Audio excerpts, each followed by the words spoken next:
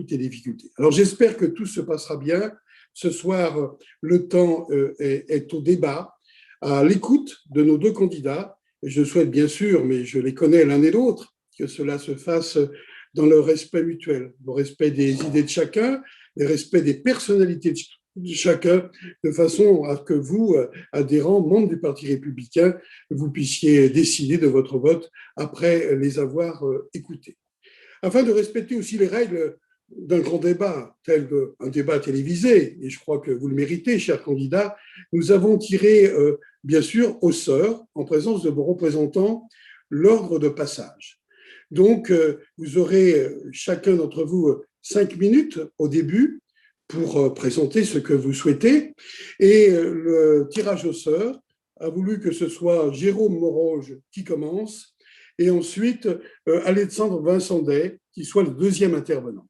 Et dans le même temps, pour la conclusion, ce sera donc Alexandre Vincendet qui sera le premier à conclure et Jérôme Moroge le second. Voilà les règles telles qu'elles ont été établies avec les représentants des candidats. Et bien sûr, nous veillerons au respect du temps de parole. Et en fin de débat, le temps de parole sera rééquilibré selon les compteurs que le maître du temps, Daniel, nous montrera régulièrement tous les quarts d'heure de façon à rééquilibrer, s'il le fallait, bien sûr, l'expression des deux candidats. Alors, mesdames et messieurs, chers amis, eh bien, nous allons pouvoir commencer. Et je vais donc donner la parole au premier orateur ce soir, donc Jérôme Moroge, pour 5 minutes. Jérôme, tu as la parole. Bien, merci cher Bernard pour l'organisation de ces élections. Bonsoir à tous, bonsoir Alexandre. Écoutez, en quelques mots, je suis Jérôme Moroge, j'ai 41 ans, je suis marié, père de 2 enfants. Je suis maire de Pierre-Bénite depuis maintenant 7 années, une ville que nous avons récupérée aux communistes après près de 50 années de règne. Je suis également conseiller régional, je fais partie de l'exécutif de Laurent Wauquiez, puisque je suis conseiller régional, délégué au sport. Voilà, d'un point de vue plus partisan, eh bien, écoutez, je milite dans le Rhône depuis plus d'une vingtaine d'années, notamment au début chez ce que l'on appelait les jeunes populaires, et puis aussi au sein de l'UNI, le syndicat de la droite universitaire. Et puis j'ai été militant longtemps, conseiller national du Rhône, et je suis pour encore quelques jours délégué de la 12e circonscription, la circonscription qui d'ailleurs est de loin la plus importante en nombre d'adhérents du département. Voilà, mon engagement, je dirais, remonte à bien plus loin, sans doute à 1992 et cette fameuse campagne contre le traité de Maastricht. Moi, je me souviens des envolées lyriques de Philippe Séguin qui rendaient concrètes les idées du général de Gaulle.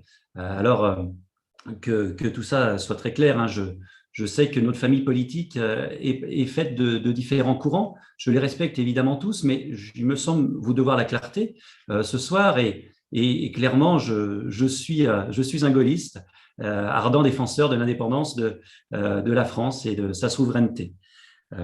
Voilà, c'est cette époque-là qui a marqué mon engagement. Je me souviens à l'époque, j'avais 13 ans et j'accrochais mon drapeau français à la chambre au mur de ma chambre. Et surtout, je me souviens de ce que disait Philippe Séguin. On a perdu un combat, mais restons déterminés et surtout n'abandonnons jamais. Tout ça aura marqué mon engagement.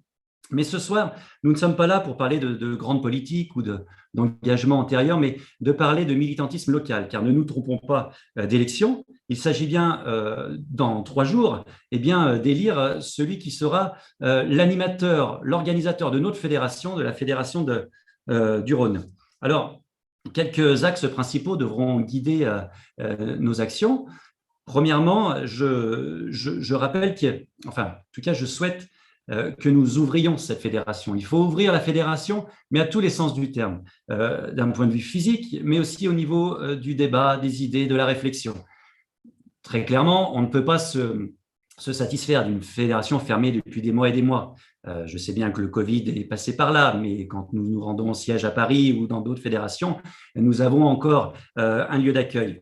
De la même façon, trop longtemps, nous avons vu une fédération qui fermait à 17h. Enfin, je veux dire, quel message envoyons-nous aux gens si nous ne sommes pas capables bien de les accueillir après 17 heures. Et puis, c'est vrai que quand nous passons devant les portes de notre fédération, elle donne un peu cette image de lieu abandonné, puisque vous le savez, il y a notamment ce fameux tag, hein, les LR c'était mieux avant, alors bon, on peut en discuter, hein, mais qui est là depuis des mois et des mois aussi. Et c'est vrai que tout ça ne renvoie pas forcément une image de dynamisme. Mais ouvrons la fédération, c'est aussi, ouvrons-la au débat d'idées, à la réflexion. Il faut absolument que nous fassions venir et régulièrement des personnalités pour pouvoir enrichir ce débat-là. Je sais notamment que nos 4 délégués de circonscription de Lyon font ça très bien, certains vendredis soirs, mais ça, je souhaite que nous le mettons en place pour l'ensemble de nos adhérents, pour que tout ça soit ouvert à tout.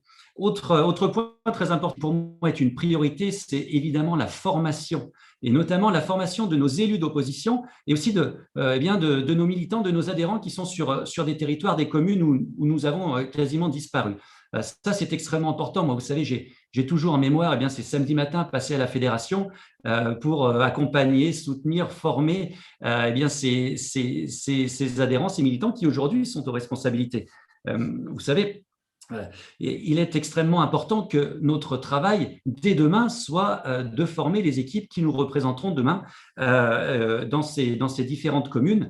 C'est un peu paradoxal ce que je vais vous dire, mais bien sûr que les échéances de juin, elles sont primordiales. On va soutenir Christophe Guillotot et Laurent Wauquiez. La fédération sera hyper mobilisée dans ces élections. Mais malgré tout, je pense que dès la semaine prochaine, notre travail, c'est de préparer les élections futures. Voilà, j'ai des exemples en tête. Villeurbanne, et pourtant Dieu sait que nous avons un nombre d'adhérents important, bien nous avons totalement disparu. Il y a d'autres communes comme Givors, peut-être L'Arbrel, Saint-Fond, où il y a un travail considérable à faire. Autre priorité, ce sera de remettre la jeunesse au cœur de nos actions. Je pense évidemment aux jeunes républicains, mais bien entendu aussi à l'UNI, qui a fort à faire dans les facultés, quand on sait que c'est eux qui sont là pour s'opposer à l'UNEF, qui aujourd'hui nous propose ces fameuses réunions interdites aux Blancs. Enfin, je souhaite remettre vraiment au cœur de notre fédération un terme qui pour moi est extrêmement important, c'est celui de compagnonnage. Vous savez, les compagnons, c'est comme cela que l'on s'appelait, en tout cas dans notre famille politique, entre nous. Compagnon, c'est un terme très important. Ça vient ça a la même racine que le mot copain, et copain, c'est celui avec lequel je partage le pain. Ça, c'est extrêmement important. C'est ça une famille politique. Le compagnonnage, la convivialité. Tout ça doit être au cœur aussi de notre action. On a tous en mémoire des universités d'été, des repas de circonscription. Vous savez, il y a encore quelques années, 3-4 fois par an, nous recevions à la fédération les nouveaux adhérents. C'est extrêmement important, ça, de recevoir les nouveaux adhérents quand ils rejoignent leur famille politique. Alors, ils étaient reçus non pas par le seul président, ça n'aurait pas de sens, mais par l'ensemble des élus, les parlementaires, conseillers départementaux, régionaux, les cadres du parti. Et il me semble que quand on intègre une famille, c'est un signal fort. Plus de 6 minutes, mon cher Jérôme. Ah d'accord, très bien. Écoute, Bernard, je vais donc terminer là mon propos. Vous savez, en quelques mots, je suis quelqu'un de déterminé, je ne lâche pas facilement, mais j'aurais tendance à dire que j'inscris plutôt mon action dans le long terme. Je ne suis pas un homme de coups.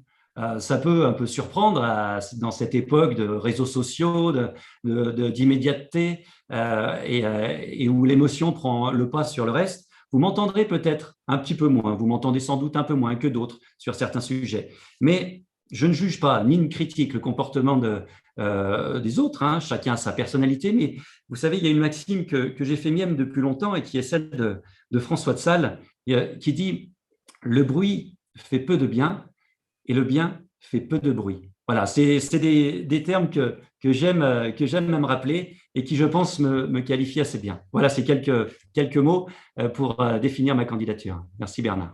Merci Jérôme.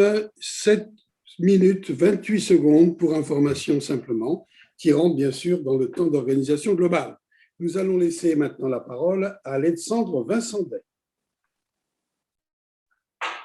Bien, merci Bernard. Bonjour Jérôme et bonjour Bernard. Bonjour à tous. Je suis très heureux de vous retrouver aujourd'hui, très heureux de pouvoir participer à ce débat qui a été voulu par le bureau politique et que j'avais proposé lors du dernier bureau politique et qui a été accepté à l'unanimité parce que je pense que vous, militants, vous aviez faim de débat.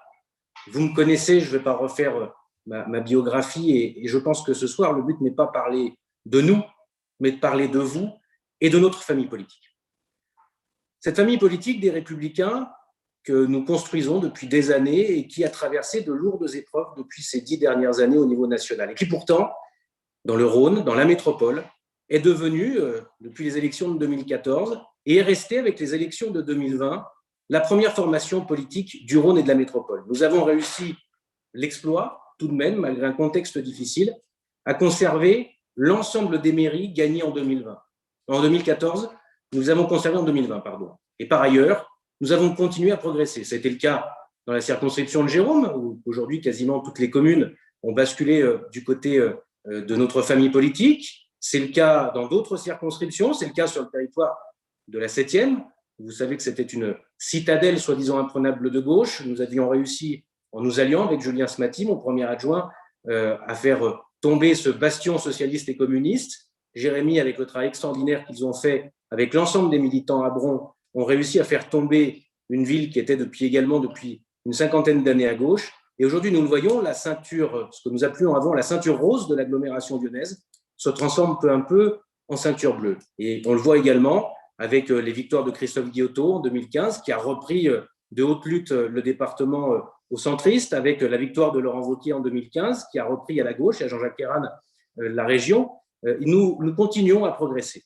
Alors bien sûr, il y a aussi des questions que certains d'entre vous nous posent depuis maintenant un an sur les accords qui ont été passés avec certains de notre famille politique et Gérard Collomb en Marche et Socialisme, mais j'y reviendrai dans un instant. Ce qui est important en tout cas, mes chers amis, c'est que nous continuons à être mobilisés. Les échéances qui sont majeures et qui sont devant nous, que ce soit les élections départementales, régionales, mais également présidentielles, sont majeures pour notre famille politique. Notre famille politique a vécu un traumatisme en 2017, avec sa non-présence au second tour de l'élection présidentielle. C'était une première dans l'histoire de la Ve République pour notre famille politique, qui est la famille politique fondatrice de nos institutions actuellement. Par ailleurs, nous avons vécu dans cette fédération un autre traumatisme qui a marqué au niveau départemental, qui a marqué aussi au niveau national, nous le savons, avec cette alliance contre nature et improductive que nous avons fait, ou en tout cas que certains ont fait avec Gérard Collomb. Vous savez, le débat et l'élection qui va se jouer dans les jours qui viennent, ce n'est pas seulement savoir si vous allez voter pour un copain, pour un ami, quelqu'un qui vous est sympathique. Vous allez devoir voter pour une ligne politique. Vous savez, je ne me suis jamais justifié d'être de droite. Je pars du principe que quand on essaye de justifier ce que l'on est, c'est toujours qu'en fait, on n'est pas forcément sûr de ce que l'on est vraiment. Et je pars du principe qu'en politique, si on veut que nos concitoyens réussissent à nous faire confiance et continuent à nous faire confiance dans les mois et les années à venir, ou en tout cas se retournent vers nous de nouveau, que nous devenions une nouvelle force politique d'alternance crédible, il faut vraiment que nous mettions en cohérence nos actes, mais également nos paroles, parce que derrière les discours de tribune, c'est notamment lors des périodes électorales majeures que nous voyons la solidité, la colonne vertébrale de nos élus. Et nous vous devons, à vous militants, la droiture. Nous devons faire passer nos convictions avant nos ambitions. Et la politique, ce n'est pas gagner à tout prix. Vous savez, je ne paraphraserai pas Michel Noir, parce que je ne peux pas me comparer à quelqu'un qui a eu son histoire politique, mais cependant, je pars du principe qu'en politique, on ne peut pas tout faire pour gagner. Et qu'il vaut mieux des fois perdre en restant ce que nous sommes, en assumant ce que nous sommes, en assumant nos convictions, plutôt qu'essayer bien de transiger avec nos valeurs, avec notre histoire, en passant des alliances avec ceux qui ont essayé de nous détruire pendant près de 20 ans. Pourquoi je dis ça? Parce que vous le savez aussi bien que moi, que ce soit au niveau national ou au niveau local, ce qui s'est passé il y a un an était un véritable traumatisme. Je me suis opposé avec d'autres à cette alliance contre nature. Et d'ailleurs, les électeurs ne s'y sont pas trompés. En 2020, ceux qui ont pu refuser cette alliance, parce que certains ont été embarqués dans cette alliance avec Gérard Collomb, on le voit, ont gagné les élections. Et ceux, malheureusement, qui ont fait cette alliance, on peut toujours faire des erreurs, mais ont perdu les élections. Ils ont été désavoués par les électeurs et ils ont dérouté nos militants. D'ailleurs, un certain nombre d'entre vous ont rendu leur carte, mais je vous remercie, en tout cas pour ceux qui sont encore là ou ceux qui nous ont rejoints de nouveau, de nous faire encore confiance, parce que je sais que vos convictions ont été ébranlées. Et je pars du principe qu'un président de fédération, ce n'est pas quelqu'un qui doit se mettre en avant gratuitement, mais c'est quelqu'un qui doit défendre sa famille politique, qui doit défendre les intérêts. Est-ce que j'ai réussi à bloquer cet accord avec Gérard Collomb? En tout cas, je m'y suis opposé de toutes mes forces, parce qu'on ne pouvait pas rentrer dans une alliance qui était en fait une fusion-absorption par En Marche. Et je suis désolé, mais j'ai toujours combattu les socialistes, j'ai toujours combattu En Marche, et je ne me voyais pas faire campagne avec eux. D'ailleurs, la preuve, nous avions sur le plateau Nord, avec Philippe Cochet, notre ancien président de fédération, 2 listes En Marche face à nous. J'avais également une liste En Marche et écologiste face à moi aux élections municipales. Et je continuerai à combattre mes adversaires, et je pense que c'est l'honneur de notre famille politique. En tout cas, une chose est sûre, c'est qu'aujourd'hui, mes chers amis, quand on veut être président de fédération, on se doit, quand on se présente aux élections, de mettre le logo des Républicains sur les affiches et sur les bulletins électoraux. Quand on veut être président de la Fédération des Républicains dans le Rhône et la métropole, on ne peut pas avoir été coordinateur, et Jérôme l'a été, coordinateur de la campagne d'En Marche et de Gérard Collomb au second tour de l'élection. Je pense que c'était une erreur politique. On peut tous en faire en politique, mais on doit les assumer. Et puis enfin, je pense qu'on ne peut pas passer, comme un certain nombre de nos élus l'ont fait, au soir du second tour de l'élection municipale et métropolitaine, s'asseoir dans le bureau de Gérard Collomb, aux côtés de Gérard Collomb, qui toute sa vie a essayé de détruire la droite lyonnaise. Et pour toutes ces raisons, mes chers amis, au-delà des amitiés qui nous lient, au-delà des désaccords, parfois aussi qui font partie de la vie politique, c'est en tout cas une question centrale de ligne que vous devrez trancher dans les jours qui viennent. Et c'est pour ça que la parole, et votre parole, va être essentielle dans le débat qui s'annonce. Merci à tous. Merci. 7 minutes également, donc des temps très proches l'un de l'autre, pour cette présentation. Merci à Jérôme, merci à Alexandre. Nous en venons donc au temps des questions. Alors, difficile de donner la parole à chacun, puisque vous êtes nombreux et nombreux, et quelle que soit l'évolution de la technologie, cela n'est pas possible et ceci n'est pas gérable. Mais sur votre écran, vous avez bien sûr, soit sur votre outil informatique, soit sur votre iPhone, soit sur votre iPad, ce petit sigle Q et R, c'est-à-dire questions et réponses. Et vous pouvez bien sûr déposer des questions que nous allons reprendre et qui seront bien sûr à destination soit de l'un des candidats, soit des 2 candidats, comme vous le souhaitez, qui pourront répondre, bien sûr, avec un temps relativement modéré pour permettre, j'allais dire, à cette rencontre d'être vive. Et puis ensuite, lorsque toutes les questions, bien sûr, auront été épuisées, il nous appartiendra, bien sûr, de redonner la parole à l'un et à l'autre pour apporter des éléments de conclusion. Je sais que certains, bien sûr, sont arrivés à l'heure, dit 19h30, d'autres nous rejoignent en cours de réunion, d'autres ne seront peut-être là que pour la conclusion. C'est toute la complexité de ce type de réunion. Nous avons essayé de trouver une heure qui correspond peut-être au mieux au moment où on peut se libérer, après son travail, après ses activités. Je sais que beaucoup d'adhérents auraient souhaité être avec nous, ils ne le peuvent pas forcément, mais je crois aussi que les candidats, d'une manière ou d'une autre, ont pu s'exprimer ou vont encore s'exprimer auprès de chacun pour faire passer justement leur message. Alors, si vous en êtes d'accord, je m'exprime bien sûr auprès des représentants de chacun des candidats qui sont devant moi, c'est-à-dire Charles et Gaëtan. Nous allons prendre les questions telles qu'elles viennent. Et une question là qui nous est présentée par Gérard Prudhomme. Je pense qu'on peut dire bien sûr le nom et le prénom de chacun, puisque effectivement cela permet que chacun soit libre de s'exprimer, qui nous pose la question suivante, qui pose la question à Jérôme Moroge. Êtes-vous adhérent, Jérôme, à Oser la France de Julien Aubert, de le coordinateur départemental du Rhône et Daniel Duchesne? Et si oui, comment pouvez-vous prétendre n'appartenir à aucun courant d'idées?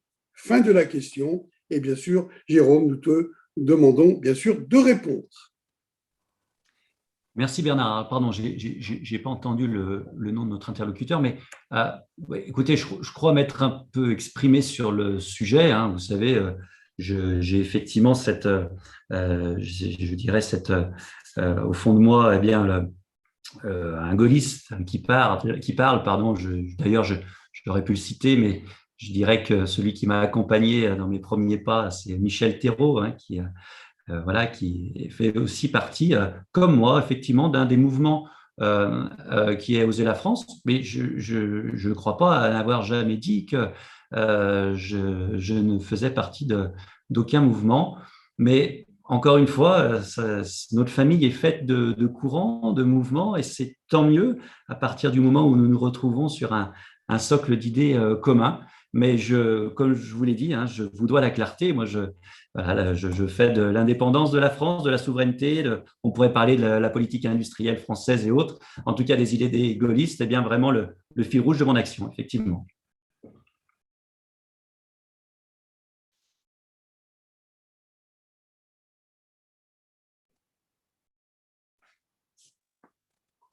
Alors, question de Quentin Taïeb. Bonjour messieurs, il s'adresse aux deux. L'UNI, seule association étudiante de droite dans le Rhône, a toujours été là pour les campagnes, que ce soit celle de M. Blanc, de M. Bréau ou celle de M. Girard. Or, malgré plusieurs tentatives de joindre la fédération aussi responsable, aucune réponse nous a été donnée. Aussi, messieurs, que ce soit l'un ou l'autre, comptez-vous travailler avec l'UNI et si oui, de quelle manière? L'un et l'autre sont interrogés. On va peut-être commencer par Alexandre de répondre et puis ensuite Jérôme. Si vous me permettez simplement de répondre à Quentin, et je trouve que c'est une bonne question. Tout d'abord, moi je tiens à le dire, moi je ne fais pas partie d'aucun autre mouvement que les Républicains, parce que je pars du principe que les histoires de chapelle ont participé ces dernières années à mettre à mal notre famille politique. Quand on a commencé à rentrer dans des écuries, dans des chapelles, dans des groupes, nous avons commencé à nous diviser. Vous savez, la belle idée de l'UMP à la base, qui a porté Jacques Chirac et qui a présidé Nicolas Sarkozy, c'était de pouvoir rassembler toutes les composantes de la famille de la droite. Et c'est ce qui nous a fait gagner. Et depuis qu'on essaye de se diviser, on le voit bien, avec les écuries présidentielles, les courants, notre mouvement s'est délité. C'est pour ça que je vous le dis, moi, mon seul parti, ce sont les Républicains. Au-delà de ça, pour l'UNI, bien évidemment, l'UNI, c'est une formidable école du militantisme. Et je sais que sur l'ensemble des campagnes, nous pouvons compter sur eux.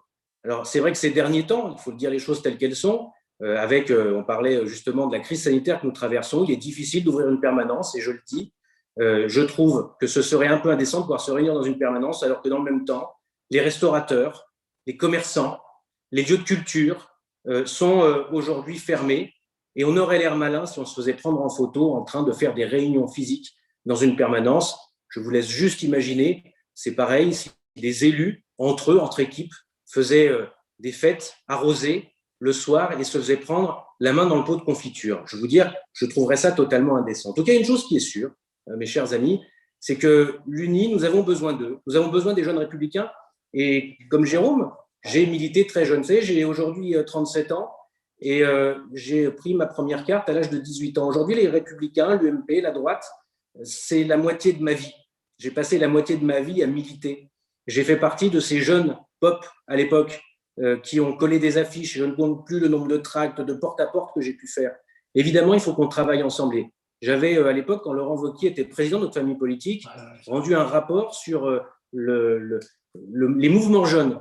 Et j'avais été de ceux qui avaient dit dans le rapport que j'ai produit à Laurent Wauquiez qu'il était important que l'UNI ait des représentants officiels et permanents directement au sein du bureau des jeunes. Donc, c'est pour ça qu'aujourd'hui, il est clair qu'il faut soutenir dans les facs, dans les universités, ce mouvement. Nous avons besoin des jeunes. C'est un formidable vivier. Ce sont des jeunes talents. Parce qu'aujourd'hui, si vous avez aussi une nouvelle génération d'élus qui arrive à émerger, c'est parce que justement, vous avez des jeunes militants qui n'ont pas peur justement de combattre, excusez-moi le terme, les gauchistes dans les universités. Merci Alexandre. Jérôme, à ton tour. Oui, bien écoute, Quentin, je crois que j'ai déjà répondu en grande partie à ta question, puisque évidemment que l'UNI a toute sa place dans notre bien dans les campagnes qui seront là dans les prochains mois, les prochaines années, mais surtout on le sait, cette école du militantisme dont on n'a pas vraiment d'équivalent. Et attention, hein, les jeunes républicains sont aussi là et souvent, moi j'aime bien quand il y a des connexions entre les deux, comme bien on en avait déjà à l'époque. Donc évidemment que l'UNI est indispensable à nos actions. Je suis un peu surpris, mais je l'avais déjà entendu dire que effectivement vous ne trouviez pas d'interlocuteur au niveau de la fédération. Évidemment que ça ne sera plus le cas. En tout cas, si vous voulez bien me faire confiance, c'est à partir de la semaine prochaine. Un petit mot peut-être sur j'ai entendu que Alexandre revenait sur les courants et autres. Moi, franchement, je ne pense pas que ce soit une mauvaise chose. Vous savez, je pense notamment, il y a ce qu'on appelle la droite sociale. C'est créé par Laurent Wauquiez. Laurent Wauquiez, il a été président de l'UMP. En même temps, eh bien, il animait la droite sociale.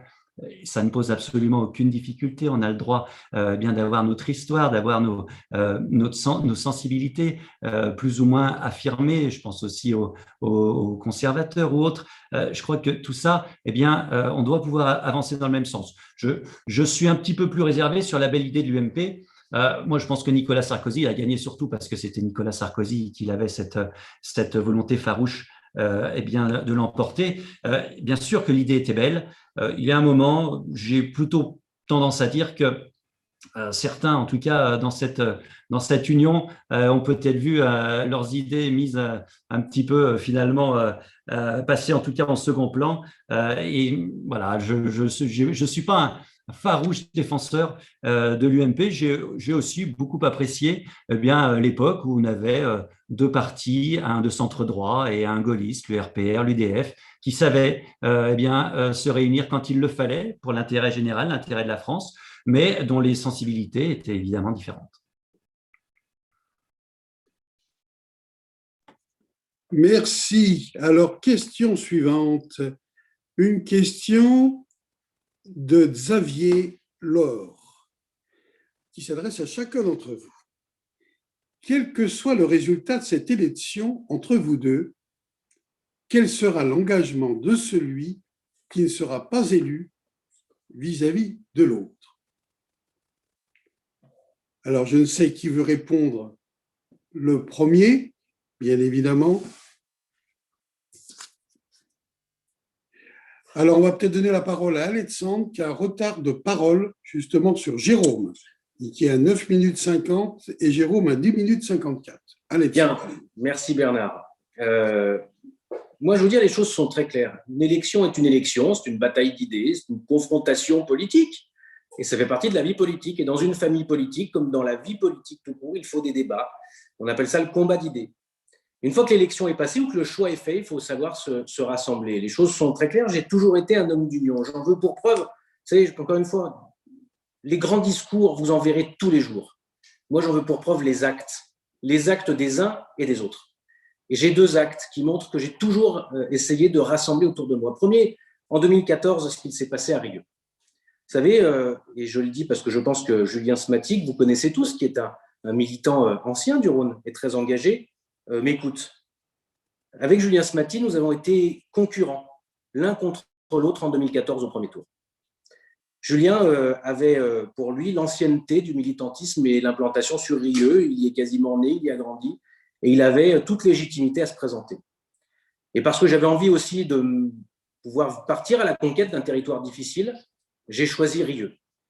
Et j'ai été investi par ma famille politique. À l'époque, tout le monde le sait, j'étais un proche collaborateur du président de l'époque du parti, ce qui a beaucoup aidé aussi. Et j'ai été accueilli aussi par Philippe Cochet, qui m'a beaucoup aidé. Et avec Julien, nous avons eu un désaccord justement sur cette tête de liste. Donc, nous nous sommes présentés l'un contre l'autre. Et au soir du premier tour, nous avons vu tous les deux que notre responsabilité était de fusionner. Et aujourd'hui, depuis 7 ans, que nous avons gagné la ville de Rieux en 2014, nous avons regagné la ville de Rieux avec plus de 66% des voix. Et je peux vous garantir que c'est grâce à cette union. Aujourd'hui, je mets au défi les uns et les autres de remettre une feuille à papier de cigarette entre moi et Julien, qui est un formidable premier adjoint, qui a toute ma confiance. Et je peux vous dire qu'à mes côtés, il fait un travail extraordinaire. Et j'aimerais que, en tout cas, j'espère que tous les maires ont la chance d'avoir un premier adjoint comme moi je l'ai, qui est d'une loyauté, d'une fidélité exceptionnelle. Vous savez, Julien, je pourrais fermer les yeux et tomber en arrière. Je sais qu'il me rattrapera. Il sait que c'est exactement la même chose à l'inverse. Et puis, l'autre chose aussi, c'est que, vous le savez, j'avais candidaté pour être tête de liste pour les élections métropolitaines l'année dernière. En juillet 2019, la Commission nationale d'investiture a fait un autre choix et elle a décidé d'investir François-Noël Buffet. À ce moment-là, vous-même, vous l'avez vu, chers militants, je vous ai envoyé un message le soir même pour vous dire que je me rangeais derrière notre candidat et c'est ce que j'ai fait. Parce que la responsabilité d'un homme politique, à un moment, c'est aussi, et d'un responsable politique, c'est aussi de savoir jouer collectif. Alors, je tiens à le dire, quelle que soit votre décision dans les jours qui viennent, il y a une chose qui est sûre, c'est que Jérôme comme moi, nous aurons le devoir de travailler ensemble, parce qu'après la confrontation d'idées, après les désaccords politiques, il y aura les batailles à mener. Ces batailles, c'est ensemble que nous les mènerons. Et si nous ne le faisons pas, alors nous avons toutes les chances de perdre. Et je pense que notre famille politique a besoin d'unité en ce moment.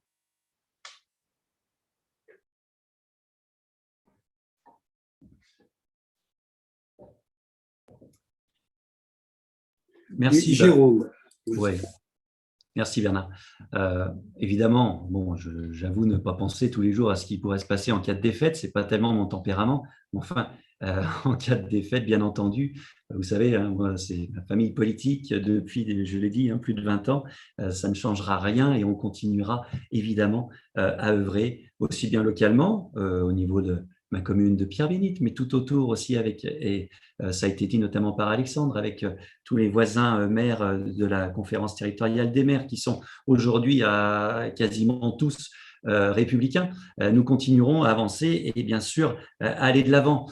Moi, je trouve qu'il n'y a rien de pire que d'avoir toujours la tête tournée en arrière et d'essayer de remettre éternellement et continuellement des sujets qui auraient pu diviser les uns et les autres il y a plusieurs mois, plusieurs années en arrière. Effectivement, tu l'as très bien dit, Alexandre, votre fusion entre les deux tours, il y a 7 ans, avec la liste de Julien, a été une réussite. Mais tu sais, dans la 7e, il y a une autre réussite de ce type, et je crois qu'on en est tous très fiers, très heureux. C'est celle qui a permis à Jérémy de prendre Bron il y a quelques mois, il y a quasiment 1 an. Mais Jérémy, qu'est-ce qu'il a fait d'ailleurs? C'est important quand même de le dire, parce que quand ça marche, on en parle moins. Et Jérémy, entre les deux tours, il s'est allié avec une liste qui avait fait moins de voix que lui, évidemment, et une liste qui était portée par le MoDem et En Marche sur ta circonscription. Alors, tu sais, voilà, pour faire barrage à la gauche, à l'extrême gauche, Jérémy a pris ses responsabilités. Aujourd'hui, on est tous heureux et très fiers. Et c'est d'ailleurs, on le sait, hein, lui qui fait un travail remarquable à Bron, on est très fiers de ce qu'il fait, de sa victoire. Sa victoire, il l'a obtenue parce que finalement, entre les deux tours, il s'est dit pour être sûr de vaincre l'extrême gauche, il faut s'allier avec la liste MoDem.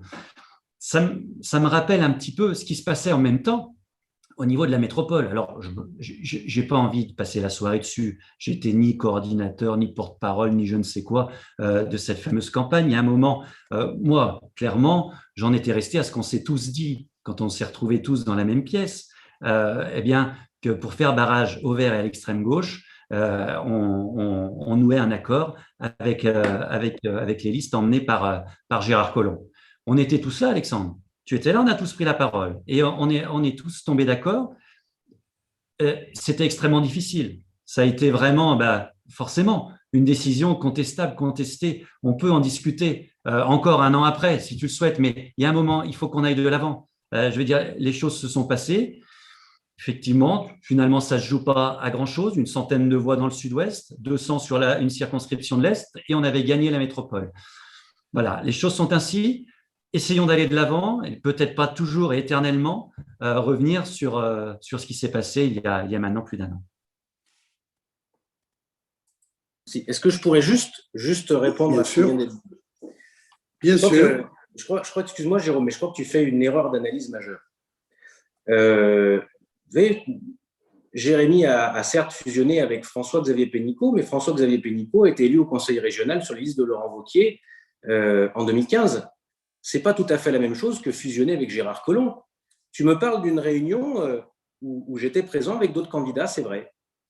Et je crois qu'il a été dit une chose très claire. Premièrement, on ne forcerait personne à le faire. Et deuxièmement, c'est que Gérard Collomb devait partir.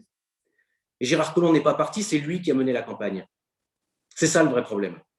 Et c'est pour ça que je m'y suis opposé avec d'autres, de toutes mes forces. J'en veux pour preuve, Jérôme. Sur ton territoire, la liste de Gérard Collomb, tu as fusionné avec. Et tu as perdu l'élection métropolitaine. Sur d'autres territoires, je peux te garantir, et tu le sais aussi bien que moi, que certains maires ont été forcés de fusionner. Sur certains autres secteurs, c'est le cas de l'Ouest, avec la liste menée par Pascal Charmeau, Véronique Sarcelli et Michel Rantonnet, ils ont pu ne pas fusionner et ils ont augmenté leur score. Et ils ont gagné, alors que si on regarde le premier tour, il n'y avait pas de report de voix possible. Sur le plateau Nord, nous avions une situation inédite. Nous avions 3 listes face à nous. La liste de l'ensemble de la gauche et de l'extrême gauche et 2 listes en marche. La liste de David Kimmelfeld et la liste de Gérard Collomb. J'ajoute même, quand même pour que tout le monde le sache, puisque nous sommes aujourd'hui entre nous et en famille, que ceux qui ont fait vos documents de campagne dans votre secteur ont fait les documents de campagne contre nos concurrents. Enfin, pour nos concurrents, contre nous, contre la liste que nous portions avec Philippe Cochet. Je tiens quand même à le dire. Et qu'en gagnant cette élection avec 8 sièges en jeu sur le plateau Nord, et nous avons réalisé le meilleur score de l'agglomération en voix et en chiffres, sans fusionner, parce que nous avons choisi justement d'assumer nos couleurs et de prendre le risque de perdre, nous avons envoyé 7 sièges LR sur 8 en jeu. Et moi, ma fierté, c'est d'avoir dit non à cet accord. Et je vais vous dire, et j'en terminerai par là, pourtant, les pressions amicales, bien sûr, les menaces amicales, bien sûr, on les a eues. Et je peux vous garantir que ça n'a pas été facile de tenir, mais j'ai tenu parce que je savais très bien aussi quel était le choix des militants. Le choix des militants, c'était de dire non à cet accord. Encore une fois, bien parfois, il vaut mieux perdre avec ses convictions et son drapeau plutôt qu'essayer un accord. Je citerai simplement quelqu'un que vous connaissez tous. J'ai pris son tweet, c'est Éric Ciotti. Éric Ciotti l'a dit dans un tweet le soir de l'annonce de cette fusion entre Gérard Collomb et certains des nôtres. Je le cite, « Je désapprouve personnellement la mauvaise tambouille politicienne lyonnaise qui risque d'être trouvée indigeste par les électeurs. En tant que président de la Commission nationale d'investiture, je considère que cet accord n'engage pas les Républicains. Je n'ai pas un mot à retirer et si c'était à refaire, je m'opposerais de la même façon parce qu'on nous a trompés, on nous a menti et quand on nous a dit que Gérard Collomb ne serait plus là, il n'a jamais été aussi présent et il a même choisi parmi les nôtres dans le cadre de cette fusion qui était assez bien pour siéger sur nos listes ou pas. Malheureusement, je tiens à le dire, certains de nos candidats en ont fait les frais, et notamment Étienne Blanc, qui était candidat tête de liste, à qui on a fait avaler un accord sans nom et innommable, et on a mis à la poubelle 2 ans de travail des militants. Et c'est pour ça que, très clairement, je pense qu'on peut se dire que c'est le passé, certes, mais ça a été suffisamment traumatisant au niveau national pour notre famille politique pour ne pas faire comme s'il ne s'était rien passé. Oui, voilà typiquement, hein, je pense ce qu'il faut essayer d'éviter. Pardon Bernard, mais étant donné qu'il y a eu 2 prises de parole sur ce sujet, mais très vite, parce que vraiment, on peut se sortir des tweets, des articles qu'on a préparés en amont. Je pense qu'aujourd'hui, ce que les gens qui sont autour de nous, les militants, ont envie de savoir, c'est ce qu'on souhaite faire pour notre fédération. On ne va pas rentrer éternellement sur le fait que, bon, voilà, l'union a été faite, en tout cas, sous ta présidence, comme tu l'as très bien dit tout à l'heure, et je pense que c'est un lapsus révélateur. Tu l'as dit, l'union que nous avons faite, c'est comme ça. Écoute, interrogeons-nous, mais surtout, essayons de parler autre chose. Peut-être aussi, rappelons quand même que la Fédération du Rhône, c'est la métropole, mais c'est aussi le département du Rhône. On ne va peut-être pas passer la soirée, comme on l'a trop souvent fait en bureau politique ou ailleurs, à ne parler, à s'auto-centrer que sur la métropole. Moi, je crois que j'aime à rappeler quand même que nous sommes toujours bien contents d'avoir nos députés qui viennent d'où? Qui viennent du département du Rhône. On a un conseil départemental, n'est-ce pas Bernard? On a un conseil départemental qui est tenu et bien tenu. Oui, c'est parce qu'il y a Christophe Guillotot, tous ces conseillers départementaux. Moi, je veux bien qu'on passe toute la soirée sur ce qui s'est passé il y a 1 an et au niveau de la métropole, il y a peut-être un moment, certains, en tout cas j'en fais partie, aimeraient bien qu'on avance, qu'on nous dise, tiens, qu'est-ce qu'on va faire pour la formation de nos militants? Qu'est-ce qu'on va faire pour remettre les jeunes au cœur de tout cela? Comment faisons-nous pour rouvrir cette fédération aux adhérents? Et surtout, tous ces territoires abandonnés, à tort ou à raison, ou en tout cas, voilà, chaque territoire a son histoire, que faisons-nous pour les reprendre? C'est ça qui aujourd'hui intéresse les gens, ce n'est pas le tweet de je ne sais quel élu de notre parti qui date de plus d'1 an. Merci Jérôme. Juste rebondir sur le département, excusez-moi. Alors rapidement, merci. Sur le département, très rapidement. Moi, de toute façon, il y a une chose qui est sûre, c'est qu'on n'a pas forcément tiré, et je le dis collectivement, toutes les conséquences de la métropolisation. Et c'est pour ça que je le dis dans ce que je souhaite faire avec l'équipe qui entourera le nouveau président. Et si vous me refaites confiance, c'est ce que je mettrai en place. Il nous faut une équipe d'animateurs. Parce qu'en effet, on le voit, la création de la métropole a eu tendance à focaliser les projecteurs sur Lyon et son agglomération. Et en fait, on n'a plus parlé du Rhône dans son ensemble. Et c'est pour ça que, moi, je le dis, il est important d'avoir, sous l'autorité du président et du secrétaire départemental, et je tiens à remercier Bernard Perru qui m'accompagne depuis désormais 2 mois et demi, et c'est un plaisir de travailler avec Bernard, je le dis, on forme une vraie équipe qui est paritaire entre la métropole et le Rhône.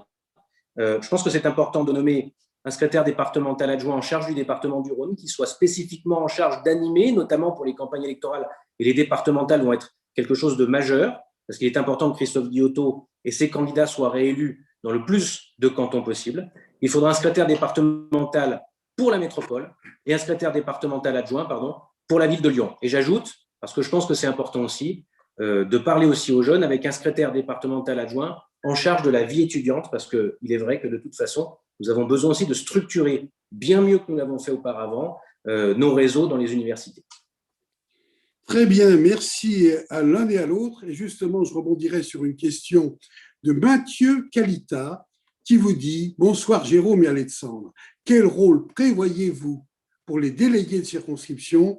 Seront-ils autonomes ?» Et j'ajouterai, c'est une véritable question, parce que comme vous l'avez dit l'un et l'autre, la métropole est une chose, le Rhône aussi, mais nous devons bien sûr avoir une cohésion globale. Alors, qui veut répondre à cette question dans le sens où vous voulez? Alors, qui a un peu de retard? Vous êtes, c'est Jérôme qui a un petit peu de retard sur Alexandre. Alors, Jérôme, si tu veux commencer. Oui, bien sûr, nous connaissons notre organisation politique, nous sommes découpés en circonscriptions et il est important que chaque circonscription, de façon très claire et je dirais très transparente, ait chaque année un budget qui lui est dédié. Bon, il n'est pas toujours évident pour les délégués. Je sais que quand nous avons certaines manifestations à organiser, nous sommes aidés par la fédération, mais il faudrait vraiment que l'information soit claire et ne souffre pas de contestation de quelque ordre que ce soit. Chaque année, tel budget serait alloué à chaque circonscription. De la même façon, si une circonscription a envie d'organiser un débat, mais qu'elle l'organise, j'ai été un petit peu surpris ces derniers mois d'entendre dire écoutez, vous voulez organiser des visios, demandez plutôt l'aval de la fédération parce que ça peut entrer en concurrence avec d'autres visios que la fédération voudrait organiser. Non, il arrive un moment, si on veut des territoires dynamiques, si on ne veut pas je dirais, contraindre nos adhérents et nos militants, il faut aussi leur laisser la possibilité de s'exprimer et d'organiser eux-mêmes un certain nombre d'initiatives, de débats et de manifestations aussi.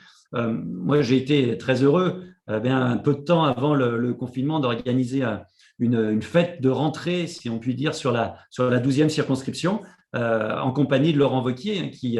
voilà, et on a réuni plusieurs centaines de personnes. C'était un moment extrêmement convivial. Je ne reviendrai pas sur le compagnonnage, mais c'est typiquement ce dont notre mouvement a besoin. Et je me souviens d'ailleurs des retours extrêmement positifs de militants qui nous disaient qu'il était bon de se retrouver, d'échanger, de débattre. Et voilà, alors évidemment, sur les prochaines semaines, ce sera plutôt sous forme de visio, bien entendu, mais il est extrêmement important que nos circonscriptions aient un minimum, en tout cas, d'autonomie pour pouvoir travailler convenablement. Oui, mais de toute façon, sur les circonscriptions, les choses sont très claires et il suffit simplement de regarder quelle est la cellule de base de l'organisation de notre mouvement politique. Ce sont les circonscriptions. Les délégués de circonscription ont toujours eu une véritable autonomie et continueront à l'avoir. Je veux dire… Dans la 9e, par exemple, je sais que Daniel Rueff fait juste un travail extraordinaire, une activité qui a fait pâlir certains. Ça, c'est vrai. Et je peux vous dire que j'ai tourné dans plusieurs circonscriptions et Dieu sait que j'aurais aimé tourner plus, mais avec la crise sanitaire depuis plus d'1 an, c'est extrêmement compliqué de se retrouver. Mais en tout cas, ce qui est sûr, c'est que les délégués de circonscription ont un rôle majeur dans notre famille politique. Ce sont ceux qui font les cartes. Ce sont ceux qui connaissent les militants personnellement. Vous savez, quand vous avez une fédération qui est une des plus grandes de France, avec près de 3000 adhérents, vous ne pouvez pas connaître chacun de vos militants. Par contre, le délégué de circonscription, dans son secteur, lui, il les connaît. Il va les voir chez lui. Il continue à maintenir ce lien essentiel entre les responsables de notre mouvement et les militants qu'on est bien content de trouver pendant les campagnes, mais dont il est important aussi de savoir les réunir. Et c'est vrai que ces derniers mois, nous avions prévu, même au niveau de la fédération, je tiens à le dire, plusieurs manifestations. La dernière en date que nous voulions prévoir, c'était le 19 septembre dernier, avec une université d'été délocalisée, avec la présence de notre président national, Christian Jacob, avec Aurélien Pradier, le secrétaire général, avec Damien Abad, le président du groupe LR à l'Assemblée nationale. Laurent Wauquiez devait venir également. Malheureusement, pandémie oblige et consignes sanitaires oblige, nous avons dû annuler. Et c'est vrai que par contre, il est important que les circonscriptions aient leur autonomie. D'ailleurs, les délégués de circonscription sont élus. Ça veut dire qu'ils ont aussi une capacité d'animer en toute autonomie leur secteur. Ça a été fait sur la ville de Lyon aussi, avec les 4 délégués qui ont organisé des visios. Et par exemple, simplement, j'ai entendu ce qu'a dit Jérôme, quand on dit qu'il faut se coordonner un peu, c'est que simplement, on n'a pas de chevauchement entre une visio qui peut être organisée dans une circo et par exemple une visio qui soit au niveau de la Fédé, parce qu'on peut avoir nos responsables nationaux qui souhaitent venir. On a dernièrement fait une visio avec notre secrétaire général Aurélien Pradier, qui a été très suivi avec plus d'une centaine de participants, qui était un vrai succès. Je sais qu'il y a Philippe Juvin qui nous a contactés et qui souhaite faire dans les jours qui viennent aussi, dans le cadre de la crise sanitaire, évidemment, une visio. Donc, je pense qu'en fait, il y a une véritable autonomie, un pouvoir à donner aux délégués de circonscription, bien évidemment, pour qu'ils organisent et fassent vivre notre mouvement. Et de l'autre côté, il faut une coordination aussi pour qu'il n'y ait pas de télescopage entre les différentes composantes qui forment notre mouvement sur le département. Merci de votre réponse sur cette question importante, puisqu'elle concerne tous les territoires, effectivement. D'autres questions vont un peu dans le même sens, et j'en vois notamment une qui nous parle effectivement du siège de la fédération, qui n'est pas forcément ouvert à l'heure actuelle, et je crois que vous avez apporté un certain nombre de réponses.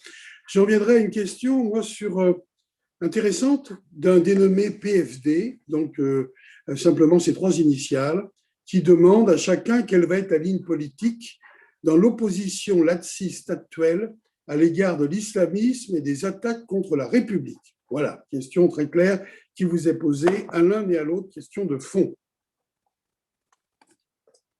Alors, on va donner la parole à Jérôme, qui a un peu de retard sur l'orateur précédent. Jérôme.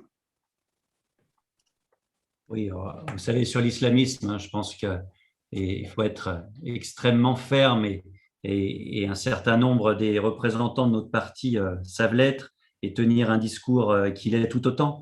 Évidemment que sur ce sujet-là, comme sur bien d'autres, eh bien, M. Macron a échoué.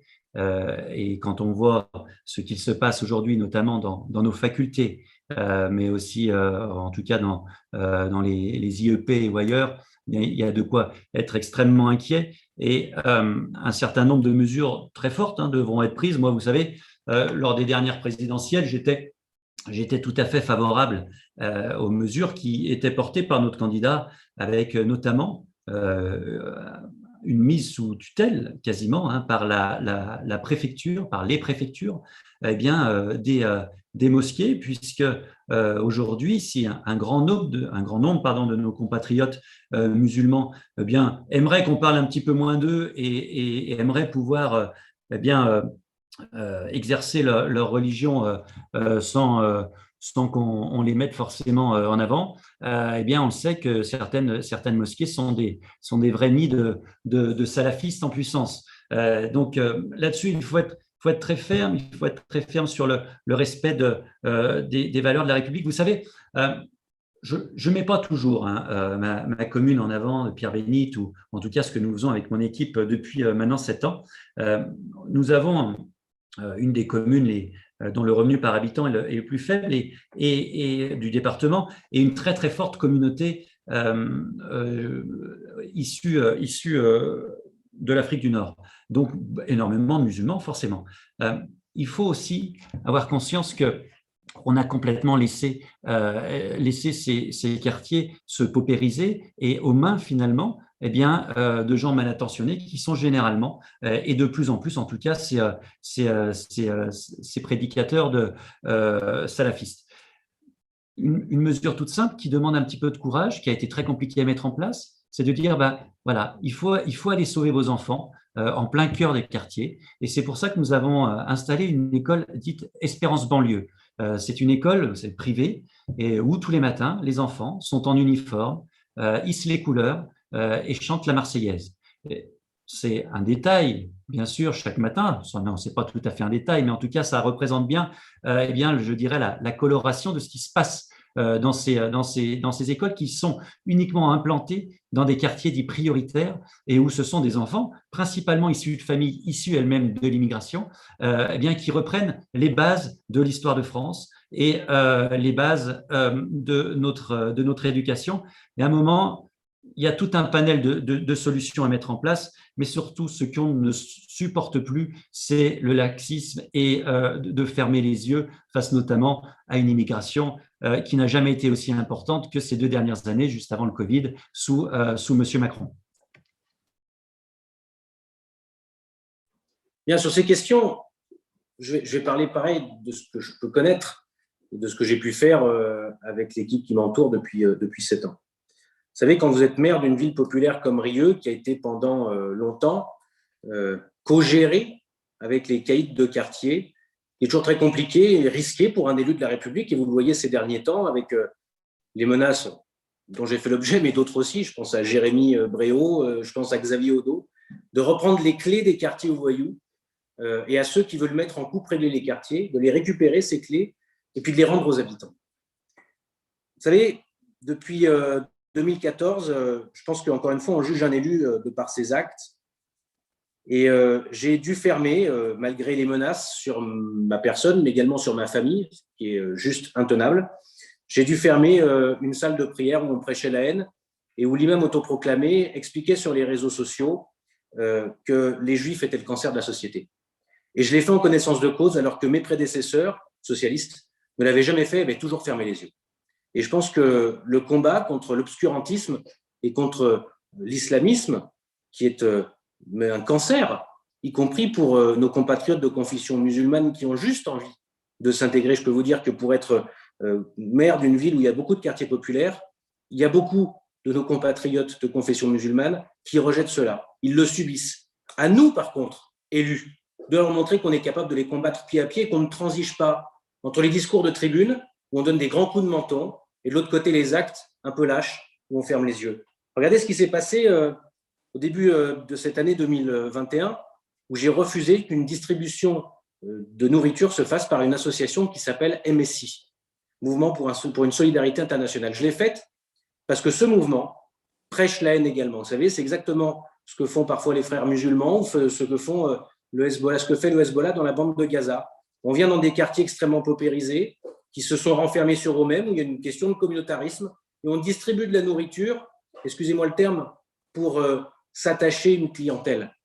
Et il n'y a rien de pire que de les laisser faire. Je me suis opposé à ça, et pour prix de m'être opposé à cela, j'ai été menacé de mort. Mais je peux vous dire une chose, il m'en faut beaucoup plus pour reculer. Et j'ai appris, pas plus tard qu'hier, que cette association allait revenir. Et les services de l'État, parce qu'ils me disent que c'est difficile, parce qu'ils veulent distribuer de la nourriture, que c'est compliqué politiquement d'interdire cette distribution de nourriture, ils m'ont dit, monsieur le maire, que voulez-vous faire? Je veux dire, avant de ce débat, cet après-midi, j'ai pris un arrêté pour l'interdire. J'ai pris l'arrêté pour l'interdire parce que déjà, je dois refuser les regroupements, mais au-delà de ça, avoir un mouvement qui prône le boycott d'Israël, l'antisémitisme et la haine des Juifs n'a pas sa place dans nos quartiers et encore moins sur le territoire national. Puis enfin, je pense qu'il y a une chose qui est importante, c'est face à tous ceux qui commettent des actes extrêmes, de délinquance ou autres, c'est d'être extrêmement ferme et ça commence dès le plus jeune âge. J'ai été le premier maire en France à mettre en place la suspension des aides municipales pour les parents de mineurs délinquants ou pour ceux qui commettent des actes qui ne sont pas acceptables. J'ai reçu, pas plus tard qu'hier, les jeunes qui avaient tagué sur un mur qu'il fallait me couper la tête. Il faut affronter ces gens-là, il faut affronter les parents, affronter ces jeunes. Il y a une chose qu'il faut dire, c'est qu'il faut le faire avec beaucoup de détermination et encore une fois avec des convictions chevillées au corps, parce que je peux vous garantir, et je pense que mes collègues élus et maires qui subissent ça aussi tous les jours peuvent vous le dire, c'est pas facile. Si on veut avoir une vie plus simple, puis on peut faire autre chose qu'être élu. Moi, j'ai choisi de m'engager pour mes convictions pour mon pays, pour ma famille politique. Et ce ne sont certainement pas ni les menaces, ni les pressions qui me feront reculer, parce que c'est le combat de ma vie. Merci Alexandre, merci Jérôme. Je vois que nous avons un certain nombre de questions qui concernent les jeunes, qu'il ne faut pas oublier bien sûr nos jeunes républicains et tous nos jeunes qui veulent s'engager dans la vie publique. Alors une question attendez, excusez-moi parce qu'il faut tout suivre en même temps. Une question, on me demande quelle position prenez-vous vis-à-vis du candidat aux jeunes républicains, une question de Xavier, et une question aussi de Nathan, qui demande comment pouvez-vous développer les débats entre jeunes républicains afin de remettre les jeunes et les idées, je veux dire, au cœur de notre vie de la fédération. Et puis Andrew aussi qui pose une question, comment donner une chance aux jeunes. On voit que les jeunes se mobilisent ce soir, et il serait bon aussi que vous leur donniez justement une réponse. Alors, il y a 21 minutes pour Jérôme, il y a 25 minutes pour Alexandre à l'heure actuelle. On va donner la parole à Jérôme pour commencer. Donc, je le redis, hein, les jeunes, ce sont évidemment, doivent constituer le cœur de notre action avec, bien sûr, les jeunes républicains, sans oublier jamais l'UNI, bien entendu, car c'est une porte d'entrée extrêmement importante au sein de l'enseignement supérieur. Pour ce qui est de la présidence des jeunes, écoutez, encore une fois, je laisserai les jeunes en décider. Je crois qu'il y a notamment Guilhem Carayon qui me semble être un très bon candidat, qui est notamment venu sur Lyon rencontrer un certain nombre de nos adhérents. D'ailleurs, je crois que la région Auvergne-Rhône-Alpes est aussi représentée au niveau de sa liste avec un élu de Valence. Pour ce que nous avons à proposer aux jeunes, tout est basé sur la formation. Et avant tout, bien sûr que le militantisme, vous savez faire. Moi, ce qui est important, c'est de vous donner les conditions pour le réaliser, hein, un pot de colle ou autre, et pourquoi pas parfois aussi des remboursements de plein d'essence. Enfin, on connaît ça, on a fait ça toute notre jeunesse. Mais au-delà du militantisme, qui est extrêmement formateur et qui permet vraiment de souder les équipes, il faut pouvoir vous assurer des sessions de formation. Alors, comment se gère une collectivité, des sessions aussi davantage sur le fond. Pourquoi pas également des sessions de prise de parole. Tout ça, c'est extrêmement important. Notre parti doit vous permettre de mettre ce genre d'outils à votre disposition pour aussi que vous nourrissiez l'ensemble de nos listes, bien sûr lors des municipales, mais également lors des élections départementales, régionales ou autres. C'est extrêmement important. Moi, je me souviens encore de quelques remarques de certains jeunes, notamment à Lyon, on ne dirait pas que des jeunes, mais qui me disaient, voilà, nous, ça fait 4 ans, 5 ans qu'on fait le sale boulot. Parce que ce n'est pas évident, hein. Moi, j'ai été dans l'opposition, je sais ce que c'est. On travaille tous avec un seul but, c'est celui des élections municipales. Et puis, arrivé à un an du terme, quand les choses commencent à s'emballer, à devenir intéressantes, on me dit, non, écoute, toi, tu as fait du bon boulot, mais aujourd'hui, on a quelqu'un de bien mieux que toi, que tu ne connais pas, qu'on ne connaît pas, mais qui, je t'assure, a énormément de qualité. On connaît trop cela, mais bien souvent, et j'ai des tas de collègues qui en ont fait la preuve, heureusement, nous avons des élus qui tendent la main à ces jeunes. Moi, vous savez, j'en suis un des exemples. Si je me suis retrouvé conseiller régional la première fois, je sais ce que je dois au député de ma circonscription, qui était alors Michel Thérault, et qui, lui, bien plus que d'autres, avait cette conscience de faire monter toute une nouvelle équipe. Et c'est comme ça qu'aujourd'hui, je suis peut-être maire de Pierre-Bénite, mais Olivier Arrojo est maire de Charly, Julien Vuillard est maire de Vernaison, et d'autres ont su tirer leur épingle du jeu également ces dernières années. Merci, je laisse la parole bien sûr à Alexandre.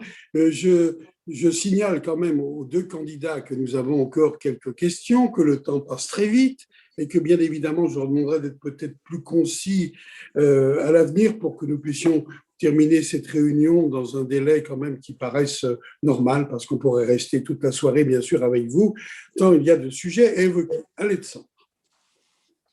Oui, en tout cas, moi, j'aimerais passer la soirée avec vous à discuter politique parce que c'est extrêmement intéressant. Si vous voulez, on reste là jusqu'à 23 heures, il n'y a aucun problème, parce que je passe une très bonne soirée à débattre et je pense que c'est important que les militants puissent vraiment faire leur choix en toute connaissance de cause. Sur les listes, vous savez, il y a un mouvement jeune nouveau qui est en train d'être créé. C'est la volonté du mouvement au niveau national et c'est ce que Christian Jacob avait proposé au bureau politique national dans lequel je siège en tant que secrétaire général adjoint de notre famille politique. C'est un nouveau mouvement qui va être lancé un petit peu sur le modèle des jeunes syndicats d'agriculteurs. C'est un mouvement autonome qui va être créé et sur lesquels vous aurez à vous prononcer. J'ai bien sûr un choix, mais je n'ai pas envie aujourd'hui de donner des consignes de vote. Ça n'aurait aucun sens. Aujourd'hui, vous, en tant que jeune, vous devez choisir en votre âme et conscience quelle est l'équipe qui doit la mieux vous représenter. Je ne crois pas aux consignes de vote, je n'y ai jamais cru. Vous êtes suffisamment intelligent et suffisamment indépendant et plein d'énergie et de bon sens pour choisir ceux qui vous représenteront le mieux au sein de notre famille politique pour justement porter sur les fonds baptismaux ce nouveau mouvement jeune. Ce qui est sûr, c'est qu'en tout cas, il est important de faire monter sur les listes des jeunes, mais aussi des jeunes femmes. Il faut rajeunir et féminiser. C'est extrêmement important. Et vous savez, c'est en renouvelant notre famille politique qu'on arrivera justement à combattre ce déclin de la France. C'est en poussant cette nouvelle génération continuellement. On est quand même dans un milieu un peu particulier où, en général, les plus anciens essayent de tuer les plus jeunes. On ne sait jamais s'ils prennent leur place. Moi, je n'ai jamais cru à ça et je vais vous dire pourquoi. Parce que j'ai toujours eu la chance, et Jérôme peut aussi en fait partie. Je pense qu'on fait partie de cette génération qui a eu la chance de croiser des hommes politiques qui ont fait confiance à la génération montante. Ça a été mon cas quand j'étais dans l'Ain avec Étienne Blanc, auprès de qui j'ai milité. Ça a été mon cas quand je suis monté faire mes études à Paris et que j'ai été repéré par Jean-François Copé, pour qui je garde également une amitié extrêmement profonde. Et c'était le cas de Philippe Cochet et de Georges Fenech, qui ont été les premiers à me faire signe dans le Rhône. Et Philippe Cochet, vous le savez, j'ai une amitié au-delà du politique, qui nous lie, parce qu'on doit faire confiance aux jeunes, on doit faire confiance aux femmes, et je vous le dis à vous qui êtes en train de nous écouter, n'attendez pas qu'on vous fasse des promesses pour être sur les listes. Vous savez, les promesses qu'on fait à tout le monde à la veille des élections municipales, régionales, fais ci, fais ça, tu seras sur les listes, on l'a tous connu, je l'ai connu aussi, et au bout du compte, c'est toujours la déception, parce que vous en avez toujours un qui connaîtra celui qui décide mieux que vous et qui vous passera devant, et malheureusement, ce n'est pas toujours au mérite que se fait la construction des listes. Et ça, je peux le regretter, mais c'est la vie politique qui est comme ça. Ce que je peux vous dire, par contre, à vous, les jeunes, vous soyez des jeunes filles ou des jeunes hommes, si vous voulez vous engager en politique, partez sur des territoires à conquérir. N'attendez pas qu'on vous donne quelque chose. N'attendez pas qu'on vous mette sur une liste en 20e, 30e position, en espérant peut-être qu'un jour, à 50 ans, on vous permette d'être sous-adjoint au chou farci. Partez à la conquête de territoires difficiles, parce qu'il y a tellement de choses à faire dans cette agglomération et sur nos territoires. Partez porter vos idées dans des territoires et des villes difficiles. C'est ça le combat politique. Donc c'est pour ça que, en tout cas, je vous incite vraiment à continuer à vous battre, et vous trouverez toujours à vos côtés, en tout cas des élus, et j'en fais partie, qui vous pousseront. Je pense par exemple cette nouvelle génération d'élus qui est en train d'émerger. Il y a les générations 2014, j'en fais partie, Jérôme en fait partie, et d'autres aussi qui nous regardent. Je pense à Gilles Gascon, je pense à Laurence Fautra, je pense à Véronique Sarcelli et à d'autres qui ont gagné des mairies difficiles en 2014. Puis en 2020, on est aussi une nouvelle génération d'élus qui a commencé à arriver aussi. C'est le cas de Sébastien Michel à Écully, qui aujourd'hui est LR. C'est le cas de Pierre Oliver, dans le 2e, qui est un maire LR. Ça faisait bien longtemps qu'on n'avait pas eu de maire LR dans le 2e arrondissement, et qui est un jeune maire de 28 ans. C'est le cas aussi de Jérémy Bréau, et puis d'autres aussi à Charlier, à Vernaison, où une nouvelle génération est encore en train d'émerger. Il faut qu'on les pousse. Et en tout cas, je ferai partie de ceux qui continueront à porter ce vent de renouvellement et de travail entre les générations.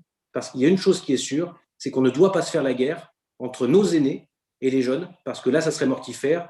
La valeur cardinale de notre famille politique, c'est la transmission. Merci, Alexandre. Merci. Si tu ne veux pas trop dépasser le temps, parce que l'homme du temps veille à tout ça, c'est notre ami Daniel à nos côtés. Parmi les questions, des questions qui sont quelque peu complémentaires, et je me dois bien sûr de les répercuter, celle de Séverine Magro, qui nous dit « Trouvez-vous intelligent, Monsieur Moroge, de vous présenter face au président sortant, au risque de créer la division quelques semaines des élections régionales ?»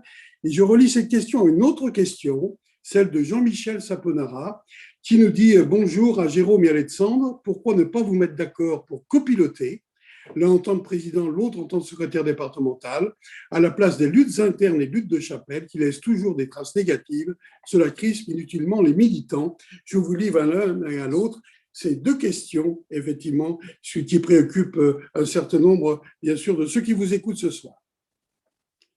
Alors, qui veut répondre? Celui, c'est Jérôme, qui a un déficit de parole. 24 minutes 25 secondes pour Jérôme et 29 minutes 21 secondes pour Alexandre. Jérôme. Oui, bien écoutez, moi je crois déjà que le mode de désignation de notre président qui est prévu par les statuts, c'est une élection. À un moment, moi je veux bien qu'on se dise que les statuts ne sont pas bons, mais à ce moment-là, encore faudrait-il les dénoncer et les refaire. D'ailleurs, je vois que dans d'autres partis, on vote toujours pour désigner qu'il a un délégué, un président, un secrétaire national. Ça me semble plutôt sain. Et puis, vous savez, ça permet cette émulation aussi au niveau des adhérents. Je crois qu'on peut se le dire, en quelques 15 jours, il y a eu énormément de nouveaux adhérents qui ont pris leur carte des Républicains. Sans doute que cette élection a suscité chez certains cette envie, en tout cas c'est ce qu'ils m'ont dit, de reprendre leur carte pour dire tiens, ça y est, ça bouge quand même un peu républicain, il y a ce débat d'idées qui va être là. Moi, vous savez, on l'a déjà dit en début de soirée, à partir du moment où le résultat sera donné, gagnant ou perdant, nous continuerons à avancer pour faire gagner nos idées. Moi, ça me semble extrêmement important, au contraire, que nous puissions encore débattre entre nous. On l'a suffisamment dit ce soir, nous avons manqué ces dernières années de lieux d'échange. On peut même parfois hausser un peu le ton, parfois même ne pas être d'accord. Mais c'est ce qui fait la vie d'une famille politique. Et moi, j'attends avec impatience que nous retrouvions ces soirées de débat où, au final, nous pouvons faire remonter à Paris ce que pensent les adhérents, les militants du Rhône. Donc, non, je pense que c'est une bonne chose malgré tout. Nous nous sommes rencontrés avec Alexandre. Je lui ai proposé ce ticket-là en disant je pourrais être président des Républicains du Rhône. Et puis Alexandre, à ce moment-là, pourquoi pas secrétaire départemental? Et il m'a répondu par la négative et m'a proposé exactement la même chose. Pas de problème, c'est pas pour autant que nous nous sommes fâchés. Il y a un moment, simplement, on peut avoir aussi des visions différentes sur la façon d'animer, d'organiser notre fédération. Sans doute, Alexandre réalise un travail extrêmement important et intéressant sur son territoire, mais comme il l'a très bien dit, d'autres élus le font très bien. Je pense notamment, pourquoi pas à Patrice Verchères dans le Rhône, car encore une fois, n'oublions pas le Rhône. Renaud Pfeffer à Mornan, Paul Vidal à Toussieux, et puis évidemment tous les maires qui ont d'ores et déjà été cités dans la métropole. Bien entendu, le travail est bien fait sur chacun des territoires, mais je pense que nous avons tous une vision différente de l'animation, de l'organisation de la fédération. Moi, je vous le redis, la fédération, je n'en ferai pas un marchepied d'ambition autre, au détriment de la vie locale et de l'animation des militants. Ça, c'est important. Donc, c'est une vision des choses qui me semblait être importante d'être présentée lors de ces élections internes.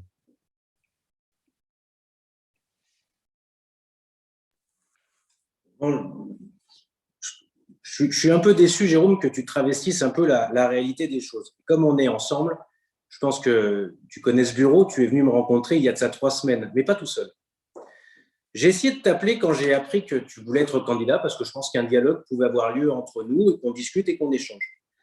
Et tu ne m'as jamais rappelé. Malheureusement, la personne qui m'a rappelé pour me dire que ça serait bien qu'on discute, c'est Renaud Pfeffer, qui avait quitté notre famille politique et qui est revenu récemment, et j'en suis très heureux. Mais c'est Renaud Pfeffer avec qui tu es venu dans mon bureau il y a de ça 3 semaines. Et tu m'as dit une chose là, il m'a dit, écoute, et vous m'avez dit ça tous les deux, tu ne dois pas te présenter. Tu ne dois pas te présenter parce que tu vas perdre. Et on te propose en effet le poste de secrétaire départemental. Je t'en remercie, mais je le dis devant Bernard Perru, qui a été nommé par le Bureau politique national depuis 2 mois et demi. Il fait un travail extraordinaire. Et moi, je suis très heureux de travailler avec Bernard Perru parce qu'il ne ménage pas sa peine pour pouvoir organiser les élections et faire le lien avec le siège.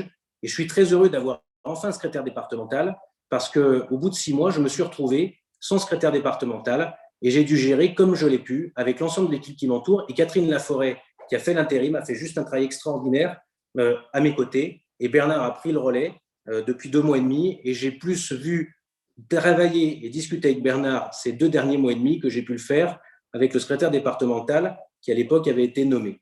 En tout cas, je suis très heureux du travail que je fais avec Bernard. Et en tout cas, il y a un équilibre entre la métropole et le Rhône, justement. Et toi, tu me proposais que finalement, que je me retire parce que, soi-disant, j'allais perdre d'avance et que ça ne servait à rien que je me présente. Non, j'ai décidé de me présenter parce que j'étais sortant. Tu m'as même dit, tu n'es pas fait pour être président de fédération. Mais tu sais, Jérôme, je t'ai dit une chose, tu ne peux pas le juger. Les seuls qui peuvent le juger, ce sont les militants. Et je t'ai dit, mais on peut aussi co-présider. Moi, je souhaite faire un 2e mandat et ensuite arrêter parce que je ne suis pas de ceux qui s'accrochent à leur poste. Et tu m'as dit, co-président, c'est bon pour les clubs de ping-pong, pour reprendre ton expression. Mais en plus, quelle n'a pas été ma surprise d'apprendre par d'autres élus qu'on leur avait déjà proposé aussi d'autres fois le poste de secrétaire départemental. Et la politique, c'est pas ça. La politique, tu veux du débat, il n'y a aucun problème. Mais alors, j'aimerais comprendre pourquoi tu m'as demandé de venir ne pas me présenter dans mon bureau en me mettant un peu la pression pendant près de 2 heures avec Renaud Pfeffer. C'est quelque chose, malheureusement, qui fait partie, j'ai envie de dire, de l'ancien monde, des anciennes méthodes, des petites cuisines sur les petits réchauds dans les petites arrière-boutiques. Et moi, j'ai préféré une chose, c'est qu'on débatte ensemble et que les militants fassent leur choix, parce que ce n'est pas à toi de me dire de me retirer. Si je dois me retirer, c'est parce que je l'ai décidé, j'ai décidé de passer la main. Moi, je souhaite continuer à défendre ma famille politique comme je l'ai toujours fait. Et je pense qu'il y a une chose qui est sûre, c'est que je continuerai à porter haut mes valeurs et d'assumer mes convictions. Oui, alors je suis obligé de répondre à cela parce qu'il arrive un moment, voilà, c'est tout à fait le spectacle que moi je pouvais redouter, mais je ne pensais pas qu'on tomberait à ce niveau-là, à essayer de se dire, parce que bien sûr, ça va être parole contre parole, qui a dit quoi, je ne rentrerai surtout pas, mais surtout pas là-dedans.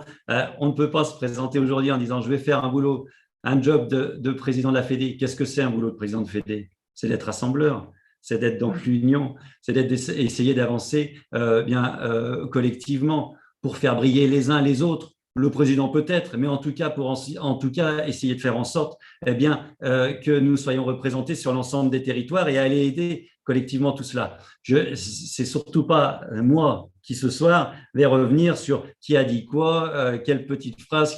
Il y a un moment, quand bien même certaines choses auraient été dites, je ne me retrouve absolument pas dans ce que tu as pu avancer précédemment. Peut-être que quand on discute entre soi, ce n'est pas forcément nécessaire d'étaler ensuite auprès de l'ensemble des adhérents la teneur d'une discussion privée. Mais à la limite, c'est ton choix. En tout cas, je ne reconnais pas ce que tu as pu avancer. En tout cas, ce n'est évidemment pas ce que nous avons pu dire. Ce qui est certain, c'est que, évidemment, je t'ai dit que je ne pensais pas que le poste de président de fédération était fait pour toi. C'est vrai, mais encore une fois, moi, je vous dois la clarté. Tu as des qualités, sans aucun doute. Ton travail, et comme je te l'ai dit, est sans doute extrêmement intéressant sur ton territoire. Tu as des ambitions, tu ne les as jamais cachées. Eh bien, très bien. Sauf que président de fédération, ce n'est pas forcément un outil pour se mettre en avant. Ce n'est pas forcément un outil pour faire parler de soi. C'est tout le contraire, j'aurais tendance à dire. C'est de l'animation, c'est de l'organisation, c'est de l'aide à la formation, c'est de la convivialité. Tout ça, c'est extrêmement important, comme on su très bien le faire avant toi, Philippe Cochet ou Michel Thérault. Voilà, refaisons notre fédération une des plus importantes en nombre d'adhérents de France. Quand même, il y a un moment, on pourrait même parler chiffres. Enfin, on a toujours été dans les 3-4 plus grosses fédérations françaises. On a toujours été un modèle, je dirais, un des modèles en tout cas que l'on aimait citer en exemple à Paris pour dire, regardez comme ça se passe bien, regardez à quel point le Rhône est dynamique, regardez. Voilà, aujourd'hui, on peut quand même faire ensemble le constat que nous ne sommes plus du tout sur ces réalités-là. Ceci étant dit, avançons, proposons. Et oui, c'est tout le sens de ma candidature. nous ne sommes pas entendus, eh bien, allons-y, nous sommes aujourd'hui sur ces élections internes, et puis que le meilleur gagne avec ses propositions. Mais de grâce, ne tombons pas dans les anathèmes et autres, et les espèces d'histoires de bac à sable qu'on aimerait pouvoir éviter.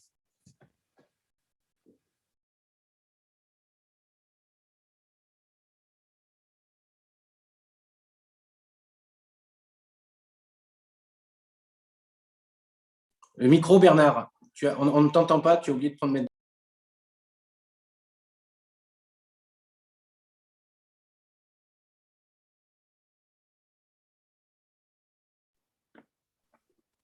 C'est bon, là, à nouveau? Bon, vous savez, entre Villefranche-sur-Saône et Lyon, le sud du département, les distances parfois restreignent nos communications. Oui, des questions que je voulais évoquer qui nous parviennent de William, de Xavier et d'autres concernant les élections présidentielles. Bien sûr, on parle du département, on parle de la métropole, mais il faut porter notre regard aussi au niveau national. Les questions, bien sûr, qui s'adressent à l'un et à l'autre. Quel candidat éventuellement allez-vous soutenir? Une autre, Xavier Bertrand a annoncé sa candidature, pensez-vous être à ses côtés? Ou bien encore votre vision de la primaire, effectivement, au sein même du parti ou bien ouvert à l'ensemble de la population. Ça, donc, c'est une véritable question qui préoccupe aussi nos militants, que je vous livre l'un et l'autre. Vous êtes pratiquement à égalité. L'un à 30 minutes, l'autre à 32 minutes. Je ne sais pas qui veut commencer. Peut-être Alexandre. C'est une question aussi qui est d'ordre local, mais aussi d'ordre national. Bon, tout d'abord, je vais vous dire, il y a une chose que je combattrai, et je l'ai fait au bureau politique en janvier, quand il y a eu un débat au niveau national, c'est que je combattrai cette primaire. Je combattrai cette primaire qui a vocation à diviser une famille politique. Et je pars du principe qu'aujourd'hui, on a essayé d'appliquer en 2017 une recette socialiste. Et comme toutes les recettes socialistes, elles ne pouvaient pas marcher. Si vous regardez sur les 4 premiers arrivés à l'élection présidentielle de 2017, seulement un était issu d'une primaire. Les 3 autres, M. Macron, Mme Le Pen, M. Mélenchon, n'étaient pas issus d'une primaire. Et dans notre famille politique, ça ne nous a jamais réussi, ce n'est pas notre culture. Nous avons la culture de porter un homme ou une femme qui se détache et qui va à la rencontre du peuple français, parce que c'est ça l'essence même de l'élection présidentielle voulue par le général de Gaulle. Nicolas Sarkozy n'est pas passé par une primaire en 2007 pour être désigné candidat. Jacques Chirac, quand il est devenu président de la République, n'est pas passé par une primaire, pas plus que Georges Pompidou, Valéry Giscard d'Estaing ou même le général de Gaulle. Cependant, si jamais personne ne doit se détacher plus qu'un autre, il y a une chose qui est sûre, c'est que je combattrai l'idée de primaire ouverte, où nous avons laissé en 2017 des gens de gauche venir, entre autres, se payer nos candidats pour 2 €. Ça, c'est hors de question. Pour moi, la parole devrait être aux militants, parce que vous payez des cotisations, parce que vous donnez de votre temps et de votre énergie de façon totalement bénévole pour que vous puissiez avoir des élus et que vous puissiez gagner des campagnes électorales. On vous a volé le choix du candidat en 2017 et on a vu quelle catastrophe cela a engagé. Moi, les choses sont très claires. Aujourd'hui, je n'ai pas encore fait de choix. Il y a une chose qui est sûre, c'est que le candidat que nous devrons porter, si jamais il doit être choisi par un système dit de départage, c'est que si on doit laisser la parole aux militants, eh bien, c'est qu'ils doivent eux-mêmes choisir le candidat. Et d'ailleurs, ce qui a été dit au bureau politique, et j'appuie totalement cette décision, puisque j'ai voté favorablement pour, c'est que dans les semaines ou mois qui viennent, il y aura d'abord le choix du mode de départage qui vous sera proposé, parce que la parole sera à vous, en tant qu'adhérent de notre mouvement. Et de l'autre côté, eh bien, si jamais une primaire fermée et uniquement ouverte aux adhérents de notre mouvement eh bien, est le mode qui est celui que vous choisirez, eh bien, je le défendrai. Parce qu'encore une fois, on ne doit pas vous voler votre parole. Et je pense que quand on est adhérent, on n'a pas les mêmes droits que quelqu'un qui n'est pas adhérent pour choisir le candidat de notre famille politique. Je suis désolé, sympathisant, c'est une chose, on a de la sympathie. Quand on est militant, les choses sont très claires, on s'engage tous les jours et on affiche sa carte comme vous le faites à chaque moment et à chaque campagne. C'est pour ça qu'en tout cas, moi je n'ai pas encore fait de choix, une chose est sûre, c'est qu'il faudra le faire dans un esprit de rassemblement. Notre famille a été trop longtemps divisée sur les questions de petites politiques politiciennes et de petites écuries. On voit aujourd'hui à quel point notre famille politique en a souffert depuis 2012. Mais quel que soit le candidat, notre mission collective sera d'être rassemblés derrière lui, qu'il soit issu ou non de notre famille politique. Le choix, si c'est vous qui choisissez les militants, il sera forcément le bon. Et à nous, responsables politiques, et à nous, dans notre ensemble, acteur de notre mouvement, de nous rassembler derrière lui pour le faire gagner. Parce qu'encore une fois, si en 2022, notre candidat n'atteint pas le deuxième tour de l'élection présidentielle, ça peut être la mort de notre famille politique et ça, je ne peux pas m'y résoudre.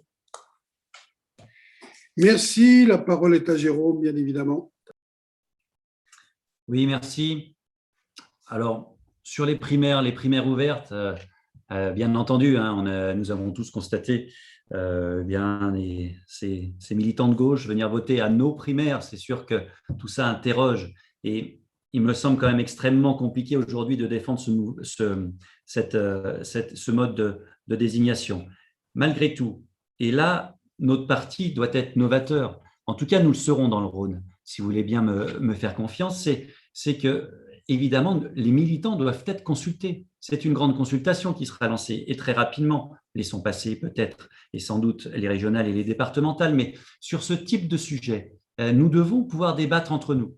Je sais qu'un certain nombre d'entre vous, vous êtes majoritaires à être contre la primaire, mais un certain nombre d'entre vous m'ont déjà fait part de leur volonté de revoir ce mode de désignation. Personnellement, je n'y suis pas favorable, mais je suis favorable à ce qu'on puisse en débattre, qu'on puisse en discuter. Et moi, j'aimerais pouvoir faire remonter à Paris l'idée, les idées, les pistes de réflexion de nos militants du Rhône, que nous ne soyons pas là uniquement pour aller distribuer des tracts le dimanche matin sur le marché ou coller des affiches, mais nous devons être également force de proposition. Après se posera évidemment la question d'une primaire ouverte, fermée, sans doute fermée. De toute façon, c'est à nous qu'il reviendra de décider. Quand je dis nous, c'est nous militants. Là, vraiment, nous devons remettre les militants de la Fédération du Rhône au cœur des décisions. Je pense aussi aux investitures, très clairement. Nous devons consulter les adhérents, les militants, que ce soit par circonscription, par département, cela reste encore à affiner, mais nous devons automatiquement consulter les militants sur les investitures de notre mouvement. Ça me semble être évidemment la base de tout, même si je sais que parfois certains élus, notamment les grands élus, n'y sont pas toujours très favorables. Mais moi, je me battrai en tout cas, et je le ferai, je mettrai en place la consultation de nos adhérents pour ces investitures. Quant aux candidats à la présidentielle, évidemment, il est un peu tôt aujourd'hui pour se prononcer.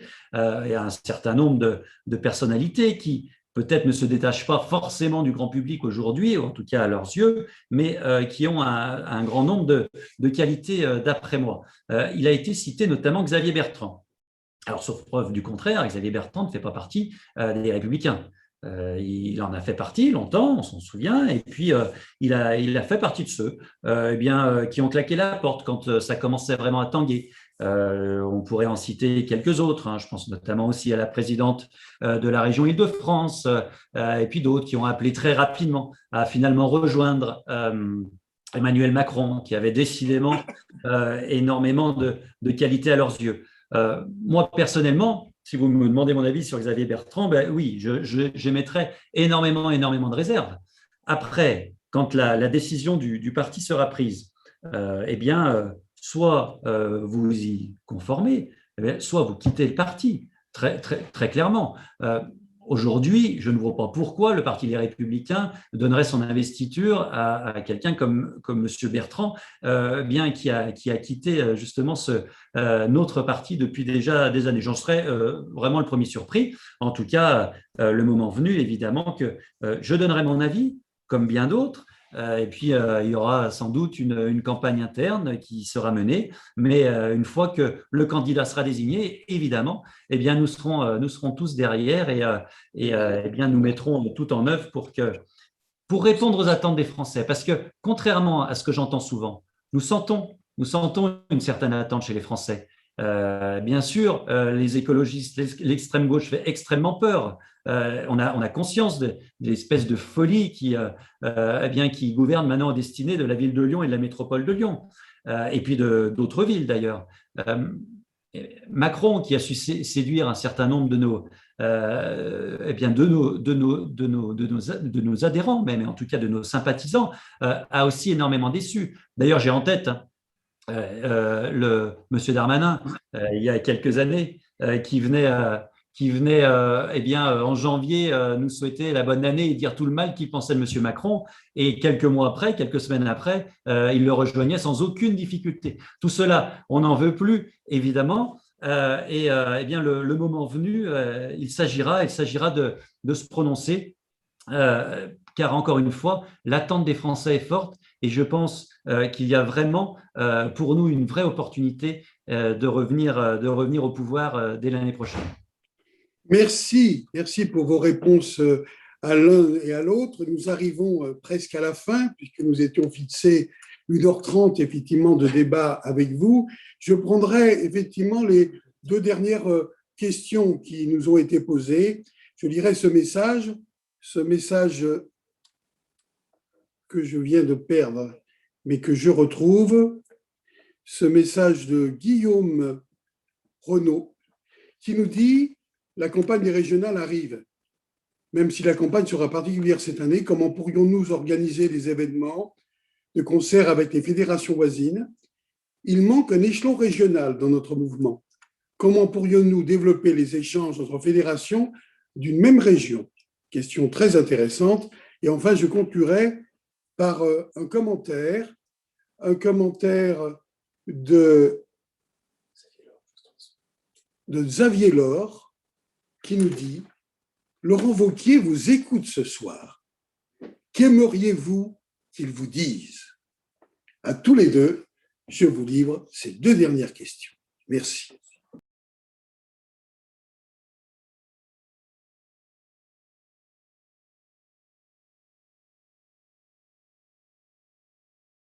Ah oui, je disais, je crois que j'ai été coupé, vous êtes à égalité de temps de parole, 35 minutes 45 pour Alexandre Valsandet et 35 minutes 57 pour Jérôme Moroge. Vous êtes très bien organisés, les gars, bravo.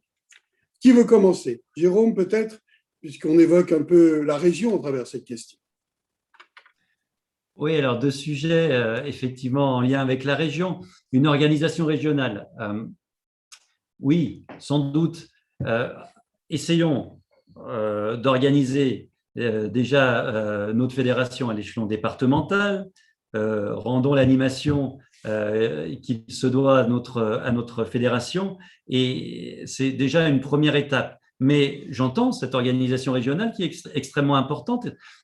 D'ailleurs, quand nous nous retrouvons une fois par an au Montmézin derrière Laurent, et évidemment que les échanges sont très intéressants. Moi, je me souviens de cette époque pas si lointaine, enfin, ça commence à dater étant donné que je fais partie des jeunes pop, où nous avions des universités d'été régionales, où les jeunes de chaque département se retrouvaient, qui une année dans l'Isère, une année dans la Loire. Tout ça, évidemment, doit être remis en œuvre avec notamment bien les responsables des autres fédérations. Quant à la deuxième question, alors, c'est pas à moi de dire ce que j'aimerais que Laurent nous dise. Pour rien vous cacher, j'étais encore avec lui cet après-midi. Donc, mais je dirais que la nature de ses propos ne doit pas être transcrite ici, en tout cas. Moi, ce que je sais, en tout cas, c'est ce que j'aurais envie de lui dire, moi, Laurent. Et on parlait de l'élection présidentielle précédemment, et je pense que j'aurais sans doute ce sujet-là à aborder avec lui. Oui, la question n'était pas qu'est-ce qu'on va dire à Laurent Wauquiez, c'est qu'est-ce que vous voulez que Laurent Wauquiez vous dise? Et c'est vrai, tu l'as très bien dit, Jérôme, on ne peut pas répondre à sa place, mais en tout cas, on est à ses côtés dans cette période particulière et on souhaite bien qu'il ait la plus belle victoire possible pour cette région Auvergne-Rhône-Alpes. Alors, Alexandre, tu as la parole. Merci Bernard. Sur l'organisation régionale, il y a 2 choses. Il y a bien sûr l'organisation générale des fédérations au niveau régional et l'organisation d'une campagne régionale, qui sont 2 choses différentes. Dans un premier temps, suite à l'élection de Christian Jacob, notre président national, m'avait confié la mission d'être secrétaire général adjoint délégué à la région Auvergne-Rhône-Alpes. Et derrière, c'est posé la question de trouver quelqu'un pour animer et recréer les fédérations professionnelles que, pour les plus anciens au RPR, mais également à l'UMP, vous avez connu et qui nous permettait de travailler sur les idées et sur le lien avec la société civile et le monde professionnel. Et Christian m'a demandé récemment de prendre cette mission et je l'ai évidemment accepté pour préparer le débat d'idées pour les élections présidentielles. Cependant, c'est Jean-Pierre Tête, qui est conseiller régional, qui siège sous l'autorité de Laurent et aux côtés de Jérôme, qui a repris la mission de délégué, de secrétaire général adjoint délégué à la région Auvergne-Rhône-Alpes. Ce qui est sûr, c'est que dans le cadre de l'animation des fédérations, c'est au candidat, Laurent Wauquiez, de les coordonner, parce que c'est lui qui va avoir cette vision. Vous savez, Laurent, il a une mission qui est difficile. Il doit d'abord gérer la région, d'un côté, et puis aussi eh bien, se porter candidat dans les jours ou les semaines qui viennent pour les élections du mois de juin. Il y a une chose qui est sûre, c'est qu'en tout cas, quels que soient ses choix, je serai toujours à ses côtés. Vous savez, je ne sais pas ce que Laurent aimerait me dire, mais moi, il y a une phrase vraiment que je retiens et qui me plaît chez Laurent. C'est qu'il l'avait dit le 23 mai 2017 à Jonage, il y a une droite de conviction en France, elle n'est pas à vendre, elle ne fusionnera pas avec En Marche. Eh bien, c'est cette droite-là que je veux créer, continuer à construire avec lui et à ses côtés. Parce que vous savez, nous avons une chance extraordinaire, c'est d'avoir Laurent Wauquiez à la tête de notre région. C'est d'avoir un président qui a su, depuis 2015, redonner ses lettres de noblesse et cette visibilité à la région aux côtés des autres collectivités. Ça a été le cas sur les investissements dans les communes où nous en avons besoin depuis 2015, et c'est depuis 2020 une région qui est à nos côtés dans le cadre du plan de relance, mais aussi dans le cadre de la protection de nos concitoyens. Il a pu nous mettre à disposition des masques pour l'ensemble des communes. Il a pu également nous aider à mettre en place des centres de dépistage en fin d'année. J'ai vu qu'il a également aujourd'hui annoncé que des moyens importants allaient être mis pour construire des centres de vaccination. C'est aussi la réunion que nous avons eue avec des maires de la métropole suite aux violences inqualifiables urbaines que nous avons eues ces dernières semaines, c'est de mettre à disposition des fonds pour pouvoir monter en gamme avec nos polices municipales et mettre en place, bien sûr, du matériel encore plus moderne et qui coûte très cher pour les communes pour que nous puissions continuer à travailler sur la sécurité de nos concitoyens. Et Laurent, il a un destin. Ce destin passe d'abord et avant tout par sa réélection à la tête de la région Auvergne-Rhône-Alpes. Et de toutes mes forces, je serai derrière lui, comme de toutes mes forces, je serai aux côtés également de Christophe Guillotot, parce que dans le même temps, il ne faut pas oublier qu'il y aura d'un côté les élections régionales, mais de l'autre côté, il y aura aussi les élections départementales. Il faudra se battre sur deux fronts. Et je peux vous dire une chose, c'est que je sais qu'on va pouvoir compter sur vous, parce qu'une élection, elle ne se gagne pas qu'avec la qualité des candidats, elle se gagne aussi avec la force, avec la conviction et avec l'énergie des militants. Et c'est pour ça que nous avons besoin de vous, parce qu'encore une fois, ces campagnes, nous ne pouvons les gagner que si vous êtes mobilisés. Et c'est pour ça qu'aujourd'hui, c'est important de pouvoir vous donner la parole. Merci Alexandre, merci Jérôme. Ce n'est pas terminé. Alors, vous êtes presque à égalité. Il y en a un qui est à 39 minutes, l'autre à 37. Donc, on va demander dans l'ordre d'abord à notre ami Alexandre, comme ça a été déterminé, de pouvoir s'exprimer pour 5 minutes. Et on demandera à Jérôme de s'exprimer également et il pourra s'exprimer 36, voire 36 minutes et demie pour avoir une égalité en fait totale. Voilà. Enfin, à quelques secondes près, je crois qu'on sera arrivé en tout cas à avoir un débat. J'espère que vous le considérez ainsi, vous qui êtes candidats l'un et l'autre, un débat qui permette à la fois l'égalité dans l'expression et qui permette aussi le respect, même si parfois des questions ont été un petit peu difficiles. On fait émerger effectivement ce qui peut vous différencier. Mais je crois que ce qui est important aussi à travers tout ça, c'est montrer qu'après l'élection, la cohésion pourra nous réunir tous ensemble. Le parti politique, on a bien besoin. Alors, Alexandre, tu as la parole pour 5 minutes. Merci. Merci Bernard. Je ne vais pas être très long. Je ne sais pas si j'utiliserai ces 5 minutes parce que beaucoup de choses ont été dites. En tout cas, moi, mes chers amis, j'ai été extrêmement heureux de pouvoir vous parler. Et c'est vrai que cette crise aujourd'hui que nous traversons nous éloigne. Elle nous éloigne de nos familles, elle nous éloigne de nos proches, et elle nous éloigne aussi de ceux qui partagent nos idées, et notamment de nos militants. Et quand vous êtes élus, elle nous éloigne aussi de nos habitants même. En tout cas, une chose est sûre, c'est que j'espère ce soir vous avez fait partager une chose. C'est que depuis que je suis dans cette famille politique, je n'ai jamais cessé de me battre pour mes convictions et mes idées. Et ce n'est pas un plat de lentilles qui me fera y renoncer. Ce ne sont pas les pressions, les menaces qui me feront renoncer à mes convictions, que ce soit dans mon mandat de maire ou dans un mandat de président de fédération. Je n'aime pas ces petites cuisines politiciennes. Je n'aime pas ces petits accords faits dans les petites arrière-boutiques sur des petites casseroles, vous savez, ce qu'on appelait à l'époque, je n'aime pas ce terme, la politique à la lyonnaise, où on essaye de faire un gloubi-boulga informe, où finalement on fait des alliances sur le dos de ses convictions, sur le dos de ceux qui nous ont aidés, sur le dos de ses militants, donc on est bien content de trouver lors des périodes électorales pour finalement essayer de faire passer que ses ambitions. Moi, je pense que le combat politique, et en tout cas le combat de ma vie, c'est de faire d'abord passer mes convictions. Je me bats dans une commune qui est difficile, je continuerai à me battre sur ce territoire. Avec Jérémy, on a un défi qui est de faire basculer la circonscription dans quelques mois. C'est de continuer à former des candidats, c'est de continuer à travailler à la reconquête, et c'est de retrouver autant de députés que nous en avions avant 2017, parce qu'en 2017, vous le savez, on a perdu de façon injuste bon nombre de nos amis qui ont fait un travail juste remarquable pendant des années. Et il y a une chose qui est sûre, c'est que, quelles que soient les propositions qu'on peut vous faire, vous ne devez avoir qu'une idée en tête, c'est finalement qu'est-ce qui doit nous guider.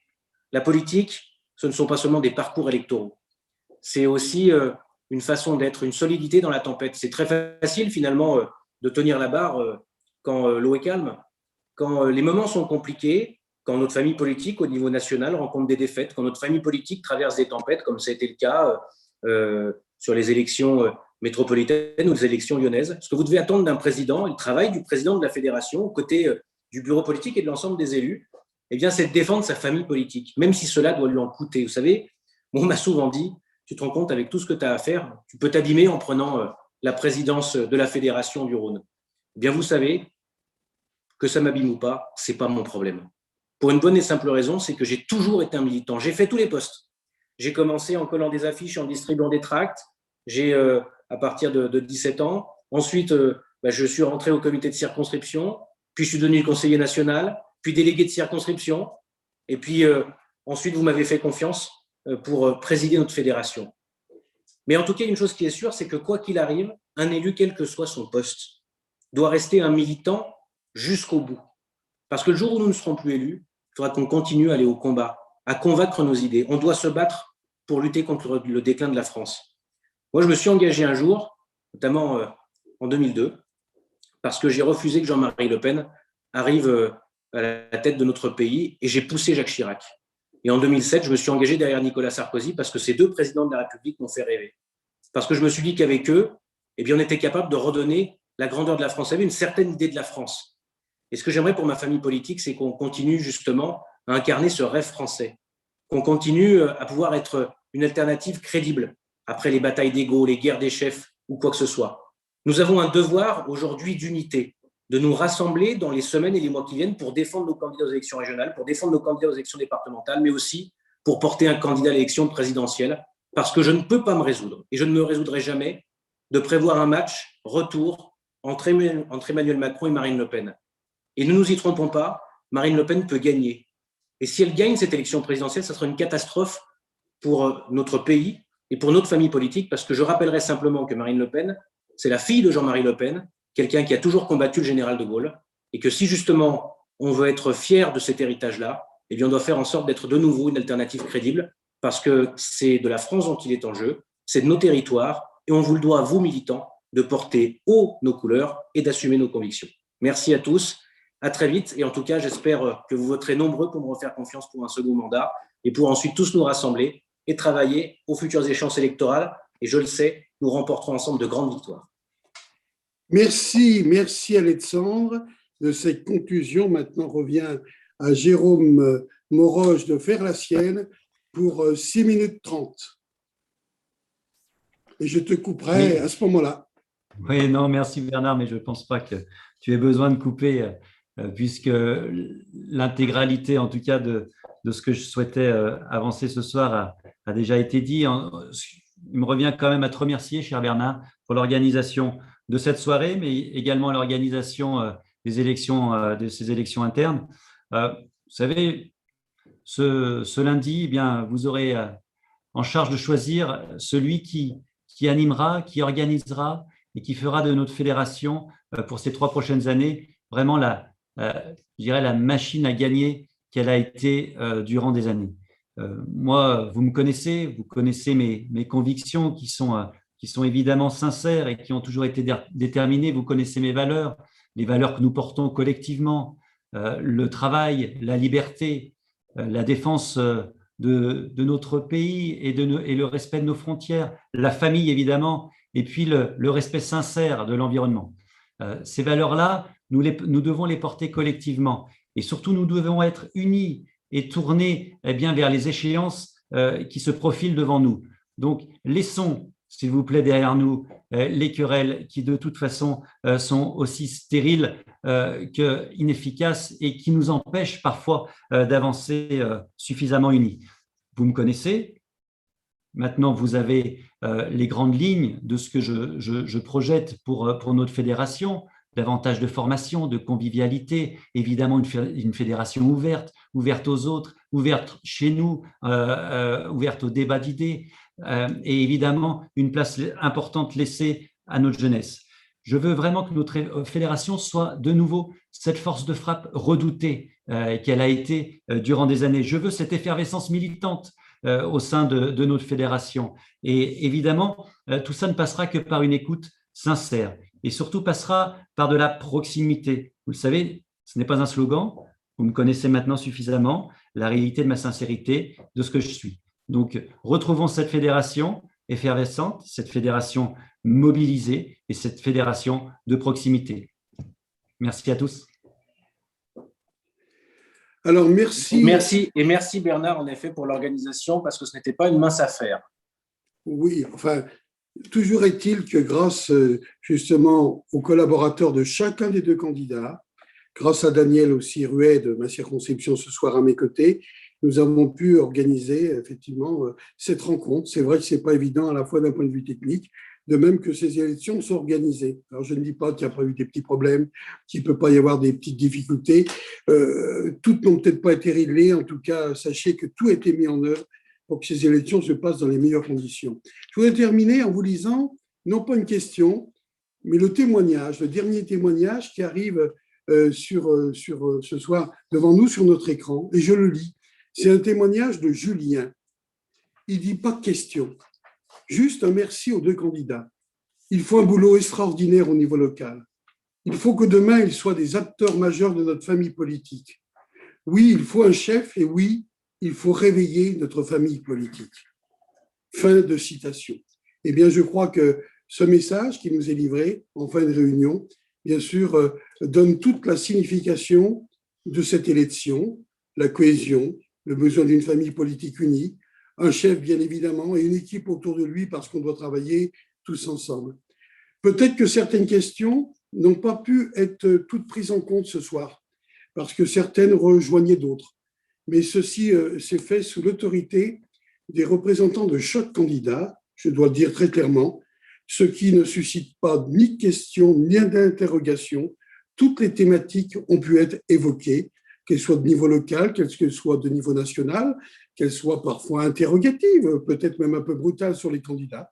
Je crois que cette rencontre a le mérite d'exister et le seul mot sera de vous inviter, bien sûr, à voter dimanche et lundi prochain pour le candidat que vous souhaitez, dans le respect, bien sûr, des convictions, des idées et des personnalités de chacun.